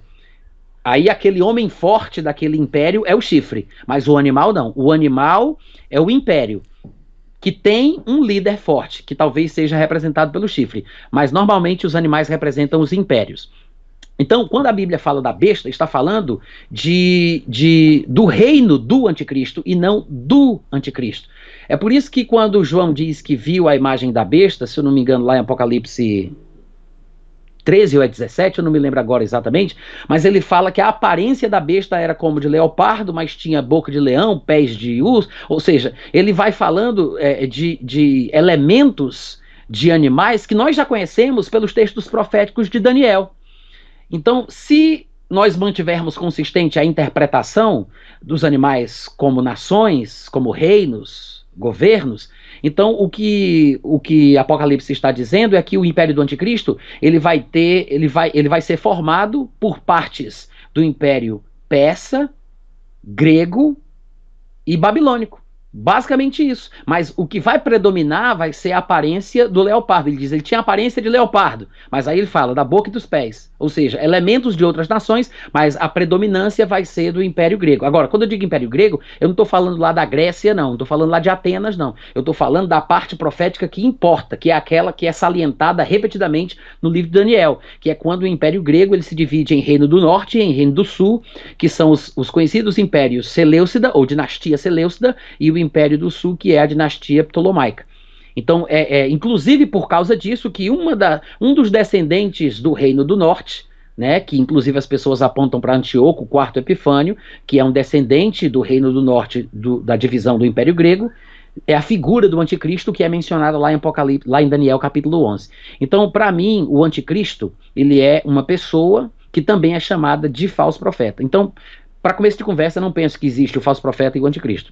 Agora, falando do Papa, especificamente, eu acho que ele é apenas um homem que, pela sua influência, afinal de contas, o cristianismo, querendo ou não, é a maior religião do mundo. Eu digo cristianismo aí juntando todo mundo, né, os ortodoxos, os protestantes, os evangélicos, os católicos e etc e tal. O cristianismo ainda é a maior religião do mundo e, querendo ou não, o Papa tem alguma influência. E ele acredita que, como mensageiro da paz, ele deve fazer alguma coisa para tentar promover a paz mundial. Isso eu acho que é uma coisa que qualquer pessoa que tem algum tipo de influência vai querer fazer. Qualquer líder, qualquer primeiro-ministro, qualquer presidente que tenha um pensamento voltado para o bem da humanidade vai querer fazer alguma coisa nesse sentido. E não pense necessariamente que essa pessoa, por desejar isso, está sendo usada por Satanás. Porque nem sempre é. Ainda que ele não seja um servo de Deus e tenha influência diabólica sobre a sua vida, às vezes ele simplesmente quer fazer alguma coisa em prol da humanidade, ele quer tentar, sei lá, converter o mundo na visão política que ele tem e assim por diante. Então, o Papa está fazendo o que qualquer pessoa faria na posição dele. Tem implicações proféticas? Talvez até tenham, mas a gente não pode se basear nos acontecimentos que saem nos jornais para que a gente interprete a Bíblia. A gente tem sempre que se ater aos textos bíblicos para entender o que está acontecendo no mundo, e não o contrário. Os acontecimentos dos jornais estão me fazendo entender a Bíblia. Você não pode interpretar assim. Quando a Bíblia fala do anticristo, ela é muito clara. Ela fala a respeito dos pais dele, fala a respeito da religião dele, fala a respeito da fé dele, fala a respeito do comportamento dele, fala a respeito da região do mundo de onde ele vai sair, fala sobre as nações que ele vai invadir, fala sobre ele ser um líder político, militar, religioso. Então, se você começar a estudar a escatologia a partir dos textos da Bíblia, tentando identificar a personalidade, a identidade do anticristo através dos textos da Bíblia, você não pode simplesmente aceitar uma determinada visão, porque 3 coisas parecem se encaixar. É como o Joe Richardson sempre fala, ele tem uma ilustração muito boa, ele fala de uma luva que tem 5 dedos. Você não compraria uma luva que tem 4 dedos. Se encaixa perfeitamente bem, mas está faltando um dos dedos daquela luva. Você vai comprar uma luva com 4 dedos? Você não vai. Você precisa dos 5 dedos. Então, para você identificar a pessoa do anticristo, a identidade do anticristo, você tem que se basear nos textos da Bíblia. Eu sei que existem interpretações, existem expectativas sendo colocadas no Papa, mas no mesmo jeito que o pessoal espera que o Papa seja o anticristo, ou o falso profeta, ou um líder, ou secretário de Satanás, ou sei lá o quê, da mesma forma o pessoal já pensou também de Mikhail Gorbachev, já pensou de Ronald Reagan, já pensou de Bill Clinton, já pensou de Barack Obama, já está pensando aí de Donald Trump, já pensaram lá do príncipe da Inglaterra. Gente, candidato para ser o anticristo ou o falso profeta não falta. Então, se atenha aos textos da Bíblia, porque eu não sei por que o pessoal tem essa sede por transformar a Igreja Católica ou o Papa no anticristo ou no secretário dele, quando a Bíblia não... Ainda que eles tenham erros, que eles cometam erros e tenham feito muita coisa errada ao longo da história, gente, os católicos fizeram tantos erros quanto os protestantes também. E eu acho que é uma tolice querer interpretar por causa disso aí. Eu acho que é mais preconceito, sabe? Porque os textos da Bíblia, eles parecem ser mais claros quando você junta todos os textos, porque a Bíblia se interpreta ela mesma, e você vai ver que não tem por que pensar que o anticristo ou o secretário dele seja o Papa ou um sacerdote católico. Até porque o anticristo, segundo diz 1 João capítulo 2, versículo 22, é aquele que vai negar o Pai e negar o Filho. Mas negar, não é negar numa declaração tirada do contexto, como fizeram com o Papa Francisco, não. Pegaram uma frase dele aí numa conferência, pegaram uma frase dele tirada do contexto e ficaram passando esse vídeo por aí, nos grupos aí, o pessoal tem essa desonestidade, né? Mas quando a Bíblia fala que ele vai negar o Pai e negar o Filho, é negar no sentido de convicção de fé. Ele vai ter uma fé de uma forma tal que ele nega que Deus é pai de Jesus e que ele nega que Jesus é filho de Deus. É por isso que lá em Apocalipse capítulo 20, versículo 4, diz que a decapitação do povo que estiver crendo em Cristo na época da tribulação vai ser por causa de Jesus Cristo, porque creem que Jesus é o Filho de Deus. Então a Igreja Católica, por mais erros que ela possa ter, seja que erro for, por mais erros que ela possa ter, jamais ela vai oficialmente aderir a uma doutrina que diga que Deus não é pai de Jesus. Gente, a própria Igreja Católica chegou a fabricar versículos que provam a ideia da Trindade para defender o fato de que Deus é pai de Jesus, para você ter uma ideia. Então não adianta pensar assim, porque eu acho que isso é perda de tempo. Então eu queria só fazer um rescue operation here, uma operação de resgate para o pessoal que é mais iniciante. Porque tem muita gente aqui que sabe bastante de escatologia e pergunta certas perguntas que faz com que o Natan tenha que trabalhar assim a 1000 por hora. Por quê? Porque assim como na academia, e eu fui professor na universidade, e qualquer outra teoria, você primeiro estuda a filosofia, como as pessoas pensam sobre determinado assunto. Depois daquilo, qual é a teoria daquela filosofia? Em uma mesma filosofia existem mais de uma teoria às vezes. E dentro de cada teoria existem vários métodos. E a aplicação daqueles métodos pode variar. Então, em escatologia tem alguma similaridade disso. Então, para o pessoal que está começando, para não ficar, né, maluco com tanta coisa, é bom começar do básico. Não comece do específico, lá específico, né, que o Natan está falando muita coisa específica. Comece do geral, dos princípios da filosofia, e vai afunilando conforme o seu conhecimento vai sendo adquirido. É isso, Natan? E os textos claros devem ter primazia, né? Não se pode tentar interpretar os textos obscuros para depois ir para os claros. Mas eu não estou entendendo isso. Ótimo, então não toque nesse texto ainda. Vá com os textos que são claros, que são objetivos, e depois você passa para os mais obscuros. Agora, sobre a questão aí de Apocalipse 18 e Apocalipse 17, que o pessoal está comentando aí no chat, tem um equívoco muito grande. Infelizmente, eu não vou poder explicar aqui versículo por versículo. A gente poderia até marcar, Guilherme, outro dia para fazer isso.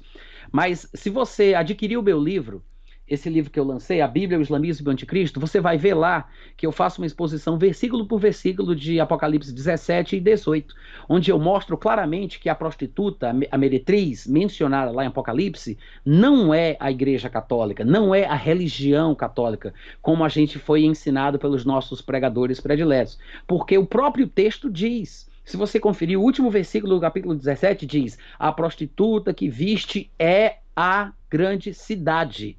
Aí as pessoas tentam dizer: mas essa cidade então é o Vaticano. Só que você tem que interpretar os textos pelo próprio texto. O problema é que as pessoas vão fugindo para tentar encaixar naquilo que elas querem que seja. Mas o texto mostra claramente que é uma cidade que é chamada de a grande cidade. E essa mesma expressão aparece no livro de Apocalipse, que é o que fala que a prostituta é a grande cidade. A mesma expressão, a grande cidade, aparece no livro de Apocalipse pelo menos mais 3 vezes de forma bastante específica, sendo atribuída à cidade de Jerusalém. Então, esse é o problema, porque a gente não observa que a única cidade que pode ser chamada pelo texto bíblico de a grande cidade é a cidade de Jerusalém, que inclusive era chamada de prostituta por todos os profetas quando ela estava fora da vontade de Deus, que é exatamente o estado espiritual no qual Jerusalém hoje se encontra. Se você vai ler os textos de Paulo, na época dele ele já dizia: a Jerusalém atual hoje é cativa, falando que Jerusalém, da sua época, era escrava. E esse é o estado espiritual da Jerusalém da época da tribulação, que é justamente por causa da tribulação que eles vão se arrepender, vão se converter, vão reconhecer Jesus como Senhor e vão dizer Baruch Rabá B'Shem Adonai, né? Vão recebê-lo. Acertei aí, Guilherme? Exatamente. Seu hebraico tá beleza.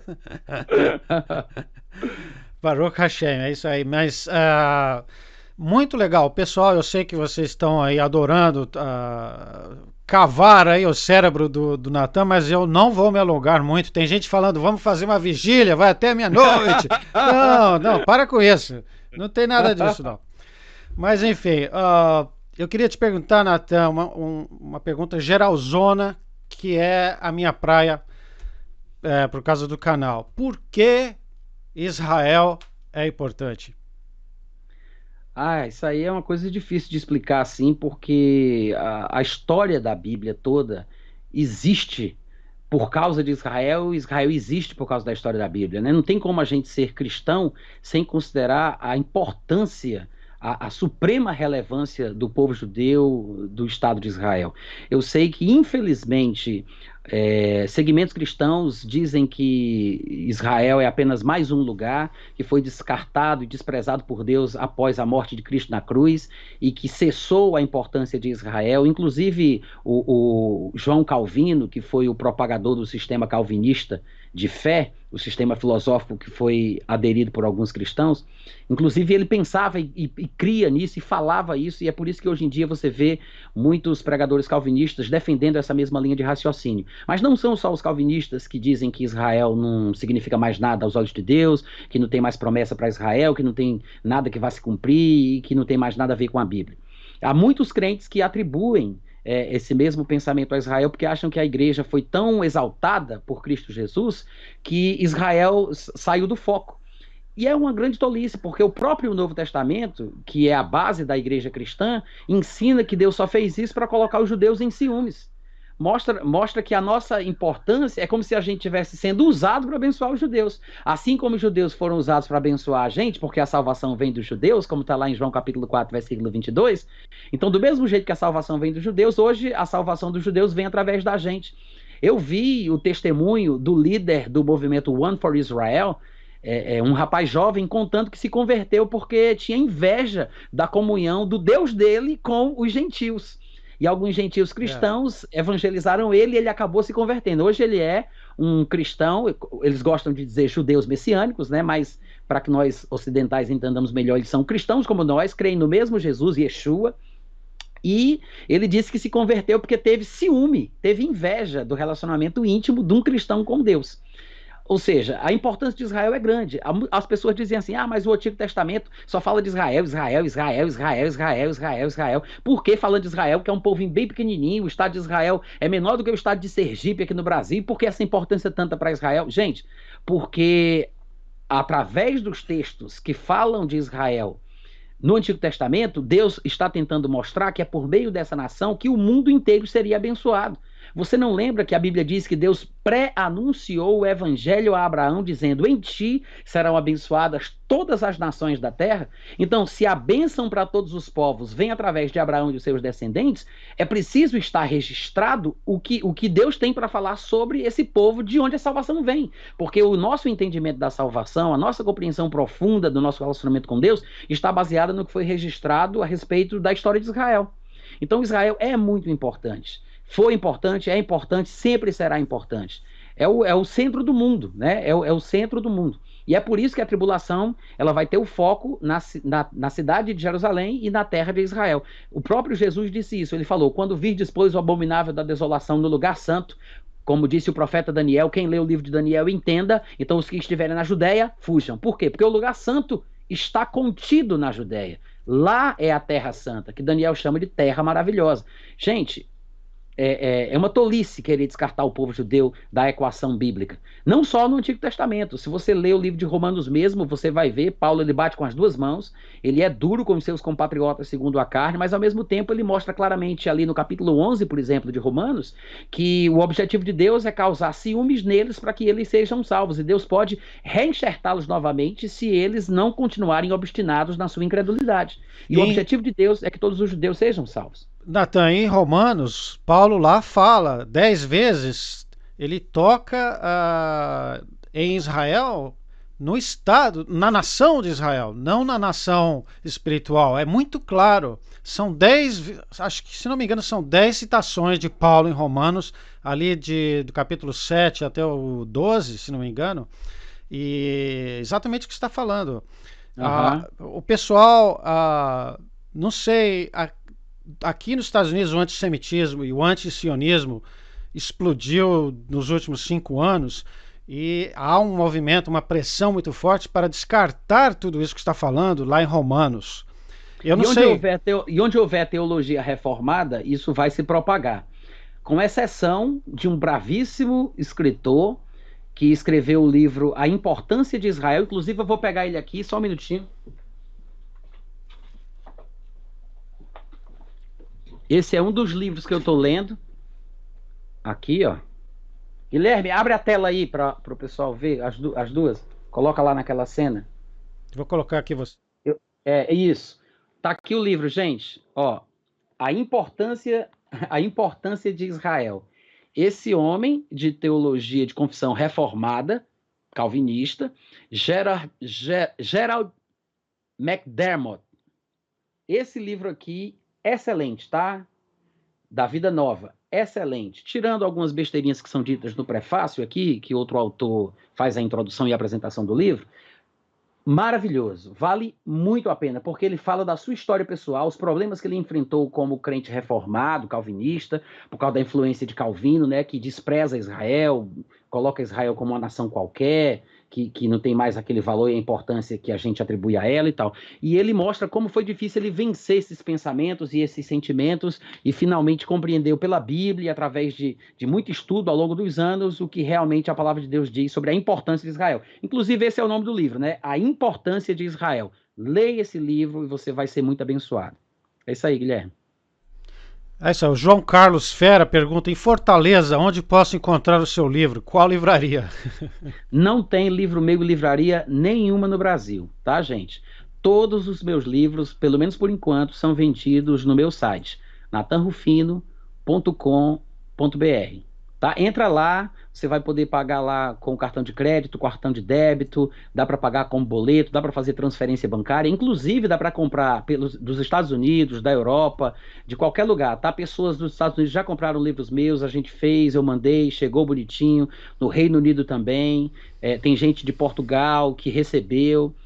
Então, vocês podem entrar, ler, se tiver dúvida, fala comigo, mas é pelo meu site, tá, gente? Eu tenho vendido lá, assim, já faz muitos anos e dá muito certo. No dia que alguma editora tiver interesse de publicar livros meus, ou alguma distribuidora quiser levar livros meus para as cidades, a gente vê como é que faz. Mas hoje não tem problema. Entra no site, compra, rapidinho chega, em qualquer lugar do Brasil. O seu xará, né? Do mundo. O seu xará está perguntando algo que você mencionou aí antes, mas enfim, o Natan Moura pergunta: gostaria de uma explicação sobre a marca da besta. Natan Moura é o filho de Marcílio Moura, será? Talvez. Se for, eu conheço. Bom, o que é que acontece? A marca da besta. Esse é um assunto interessante. Eu, como falei para vocês, né, tenho formação técnica em programação de computadores e eu sempre pensei que seria o código de barras, o chip subcutâneo, uma tatuagem com algum tipo de circuito impresso que ficaria na pele, alguma coisa assim, né, informatizada, alguma coisa nesse sentido, um chip no cérebro, sei lá. Mas depois que eu comecei a estudar essa questão do islamismo, eu vi uma declaração de um ex-terrorista chamado Walid Shoebat, que é um pregador, hoje em dia cristão, bem fervoroso. Eu acho ele assim até bastante eloquente, tal, não sei o quê, mas ele fez uma declaração que me chamou a atenção. Ele disse que alguns pergaminhos gregos, ele teve acesso a alguns manuscritos gregos, e quando ele viu a passagem de Apocalipse 13:18, que fala sobre a marca da besta, ele parecia conseguir ler na sua língua árabe. E ele disse que achou aquilo esquisitíssimo. E depois ele foi pesquisando e viu que, na verdade, as 3 letras gregas que estavam no manuscrito ali eram exatamente as mesmas letras ou frases. É como se fosse uma frase em árabe. As 3 letras representavam coisas específicas no idioma árabe. E ele disse que aquilo significava para ele uma coisa que no árabe ele entendia, mas por que aquelas letras estavam lá? E ele percebeu que as letras gregas, que representariam os números 666, na verdade, tem a forma dessa frase em árabe. Eu sei que está um pouco enrolado, mas é exatamente isso. E se você estudou um pouco de teologia, e se você já estudou sobre a formação da Bíblia, você sabe que existe uma ciência chamada de crítica textual, que explica como é que os textos chegaram até nós. Porque houve uma época que não existia imprensa, não existia xerox, não existia impressora, né? Então, nessa época, todos os textos eram replicados através da escrita à mão. Tudo era feito à mão.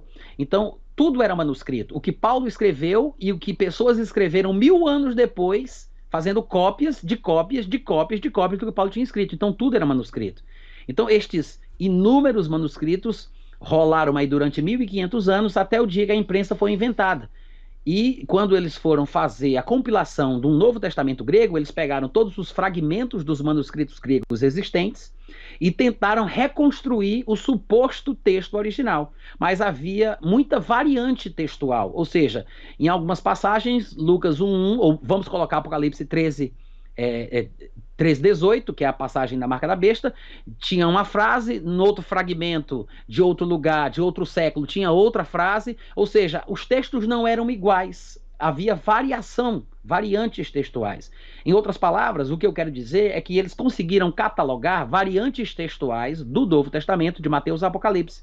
Nem todo versículo tem variantes textuais catalogadas, mas, curiosamente, em Apocalipse capítulo 13, versículo 18, tem pelo menos 3 ou 4 variantes textuais. Ou seja, simples simples 3 números, foram escritos de várias formas diferentes em vários manuscritos gregos. Por qual razão, eu não sei. Mas só aumenta ainda mais a suspeita do que foi falado pelo ex-terrorista, que disse que conseguiu ler o texto porque as letras gregas eram semelhantes a uma frase em árabe, porque é a mesma forma, o mesmo formato. E as variantes textuais desse texto são diversas. Em alguns lugares o número é 666, em outros lugares é 646, em outros lugares é outro número. Em outras palavras, não há uma convicção de qual número realmente estava ali ou se realmente era um número.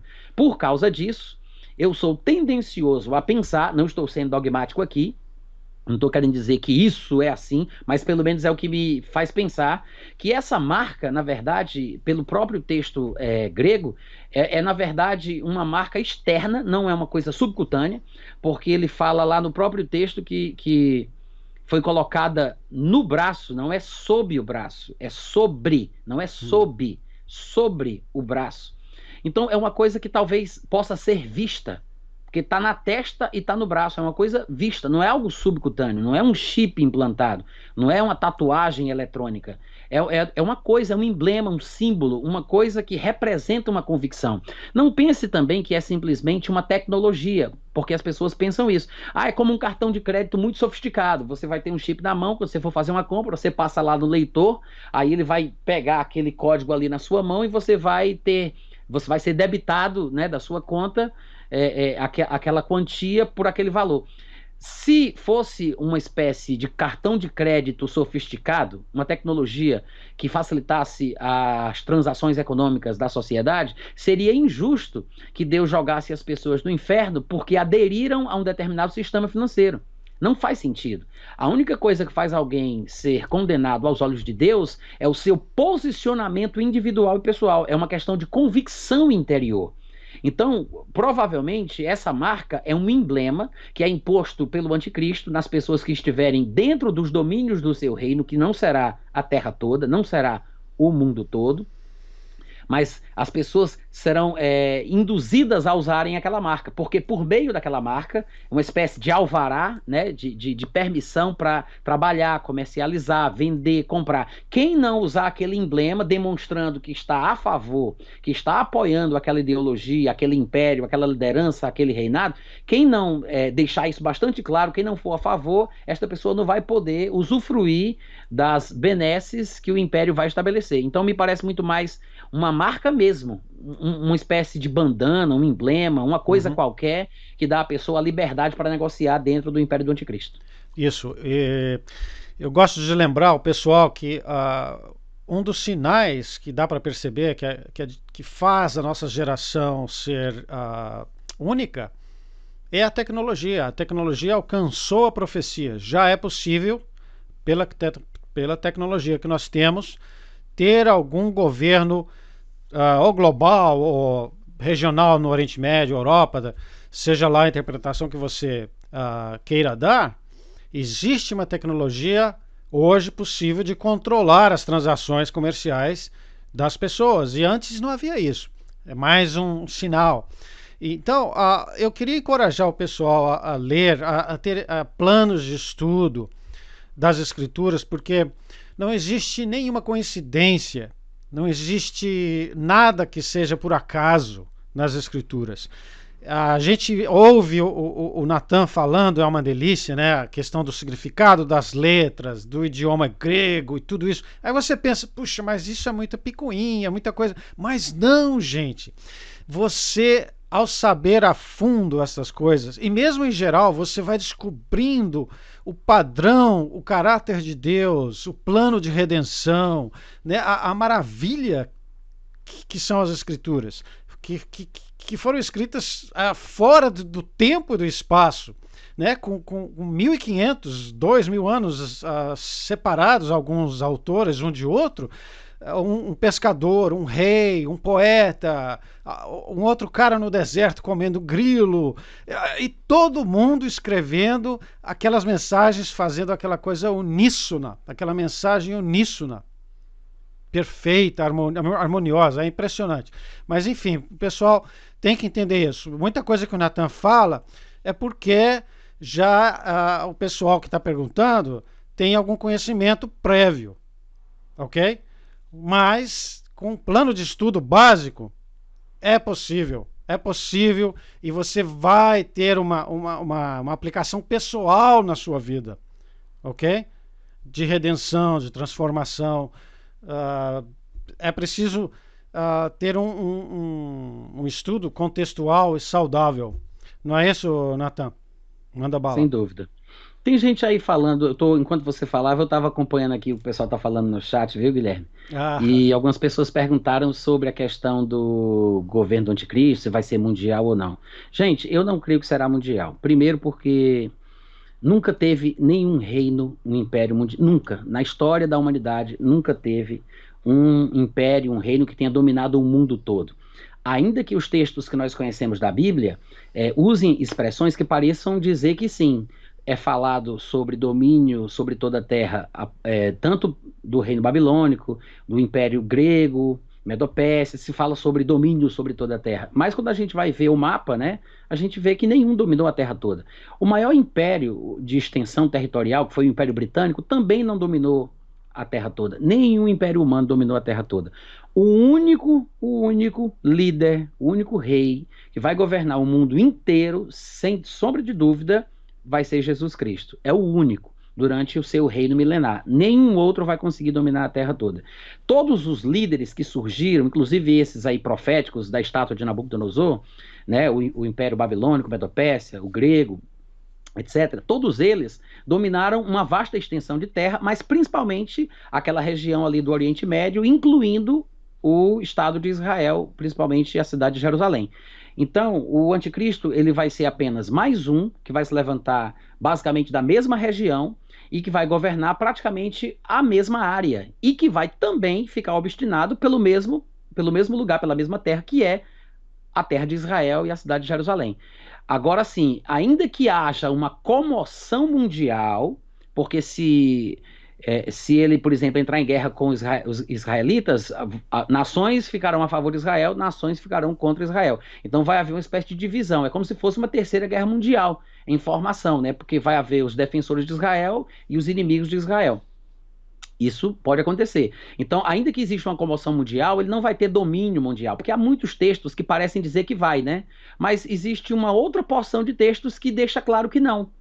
Então, não adianta pensar apenas com um grupo de textos. É importante você observar os dois e harmonizar e perceber que um desses dois grupos de textos deve estar usando alguma figura de linguagem e que não pode ser interpretado de forma literal, porque senão haveria discordância na Bíblia. Partes da Bíblia diz que ele vai ter um domínio que parece que é a terra toda, e partes da Bíblia mostram que ele vai ter um império local, limitado, e que ele vai precisar, por exemplo, do ministério de 3 espíritos imundos que saiam pela terra convocando reis para se juntarem a ele. Se ele tivesse o controle todo, ele não precisava do ministério desses 3 espíritos para convocar os reis.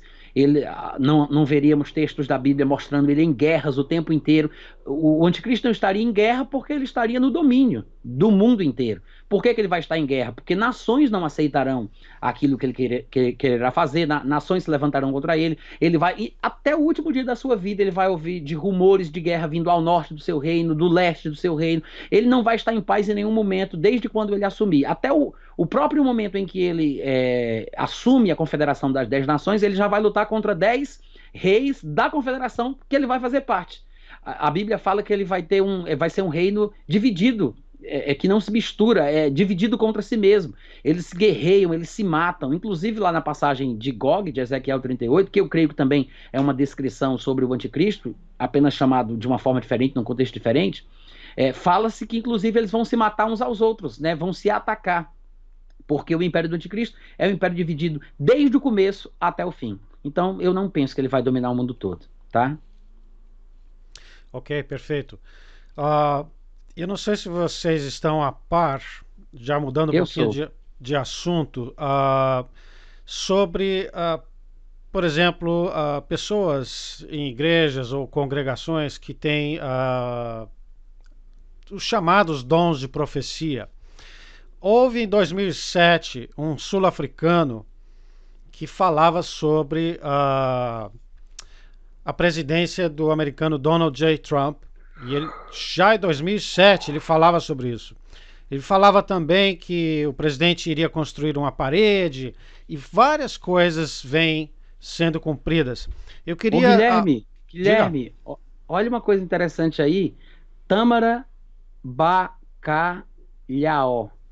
Essa irmã tá aí no chat, acabou de falar uma coisa que me chamou a atenção. Ela disse: me reverti ao islamismo, que é a forma que eles falam da conversão para o islamismo, em 2017, e voltei para Cristo através do testemunho do Walid Shoubet. Ela acabou de falar aí. Oh, Era islâmica e se converteu. oh, Tâmara, valeu, obrigado aí pelo comentário. O Chobet foi mencionado pelo Natan agora há pouco e eu não tinha visto o seu comentário. Que bacana. Pode A, continuar, Guilherme. a Tâmara, ela não, até onde eu sei, ela não está no Caravanas da Noite, mas Tâmara, por favor, seja bem-vinda aí aos canais do Natan Rufino e Caravanas da Noite, viu? Mas então eu falava sobre pessoas que têm dons proféticos. A gente tem que ter esse temor, né, de esperar para ver, assim como o Natan falava das manchetes de jornais, de notícias. Nós não devemos formar nossa teologia a partir de manchetes.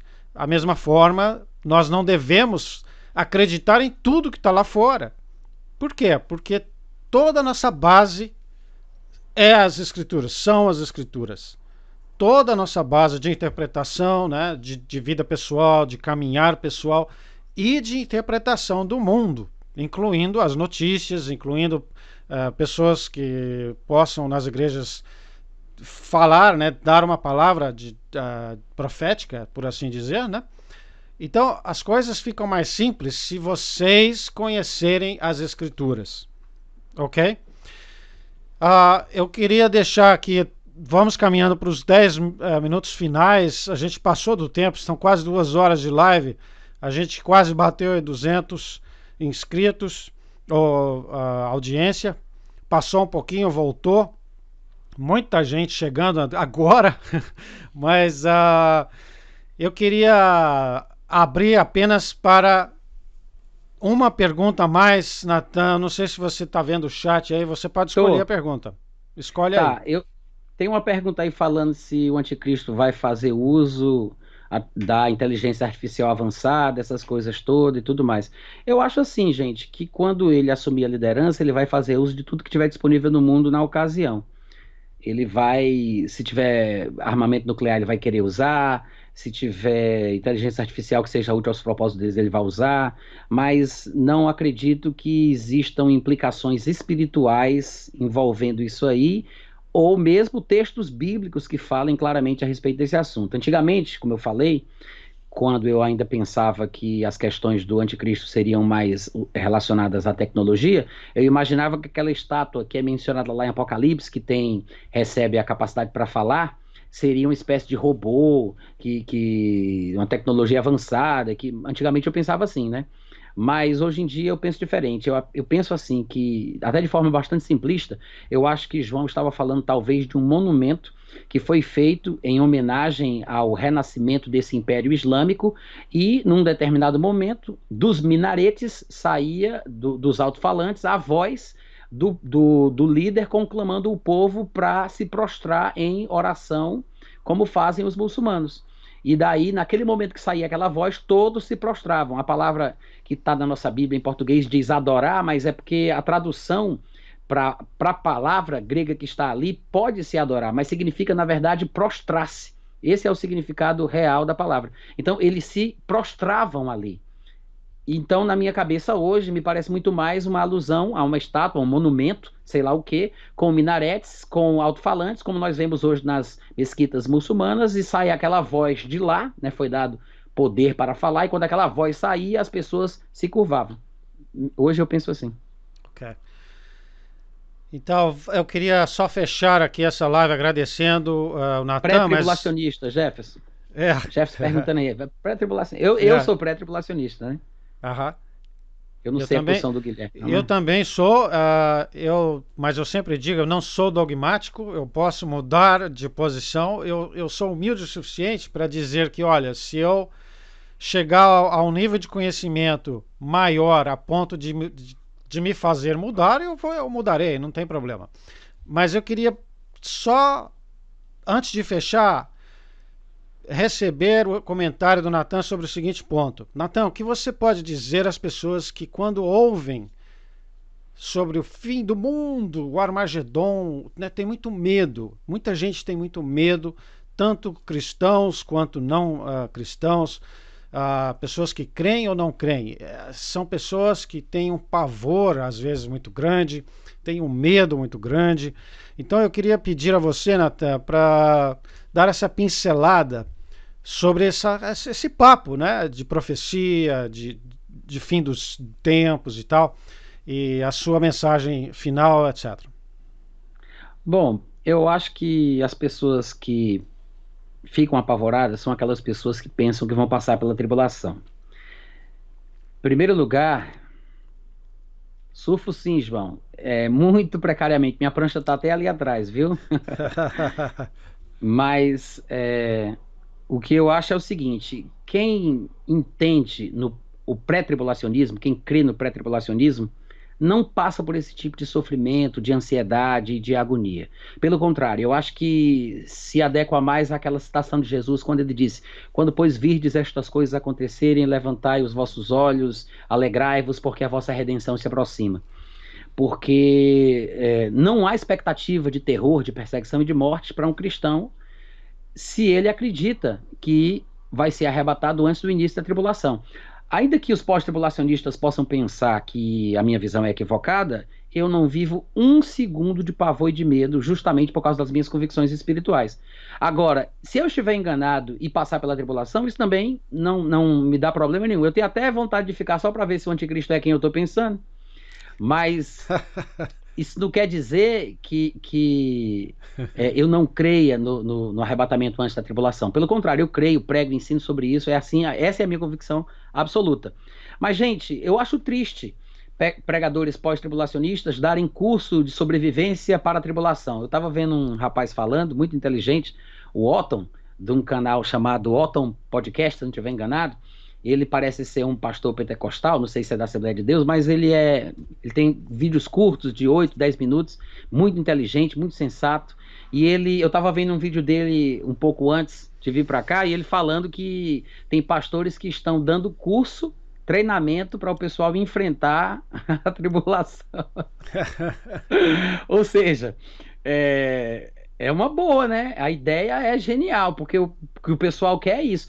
Pode parecer até piada, mas eu mesmo já vi um pregador ensinando, pregando no púlpito da igreja dele, dizendo para o pessoal comprar alimento não perecível, estocar alimento, comprar arma, criar bunkers no quintal da sua casa. Bunkers é um lugar de proteção militar, onde ele Aham. pode ficar protegido do que vai acontecer, né? Tipo um apocalipse zumbi, assim, um negócio bem doido.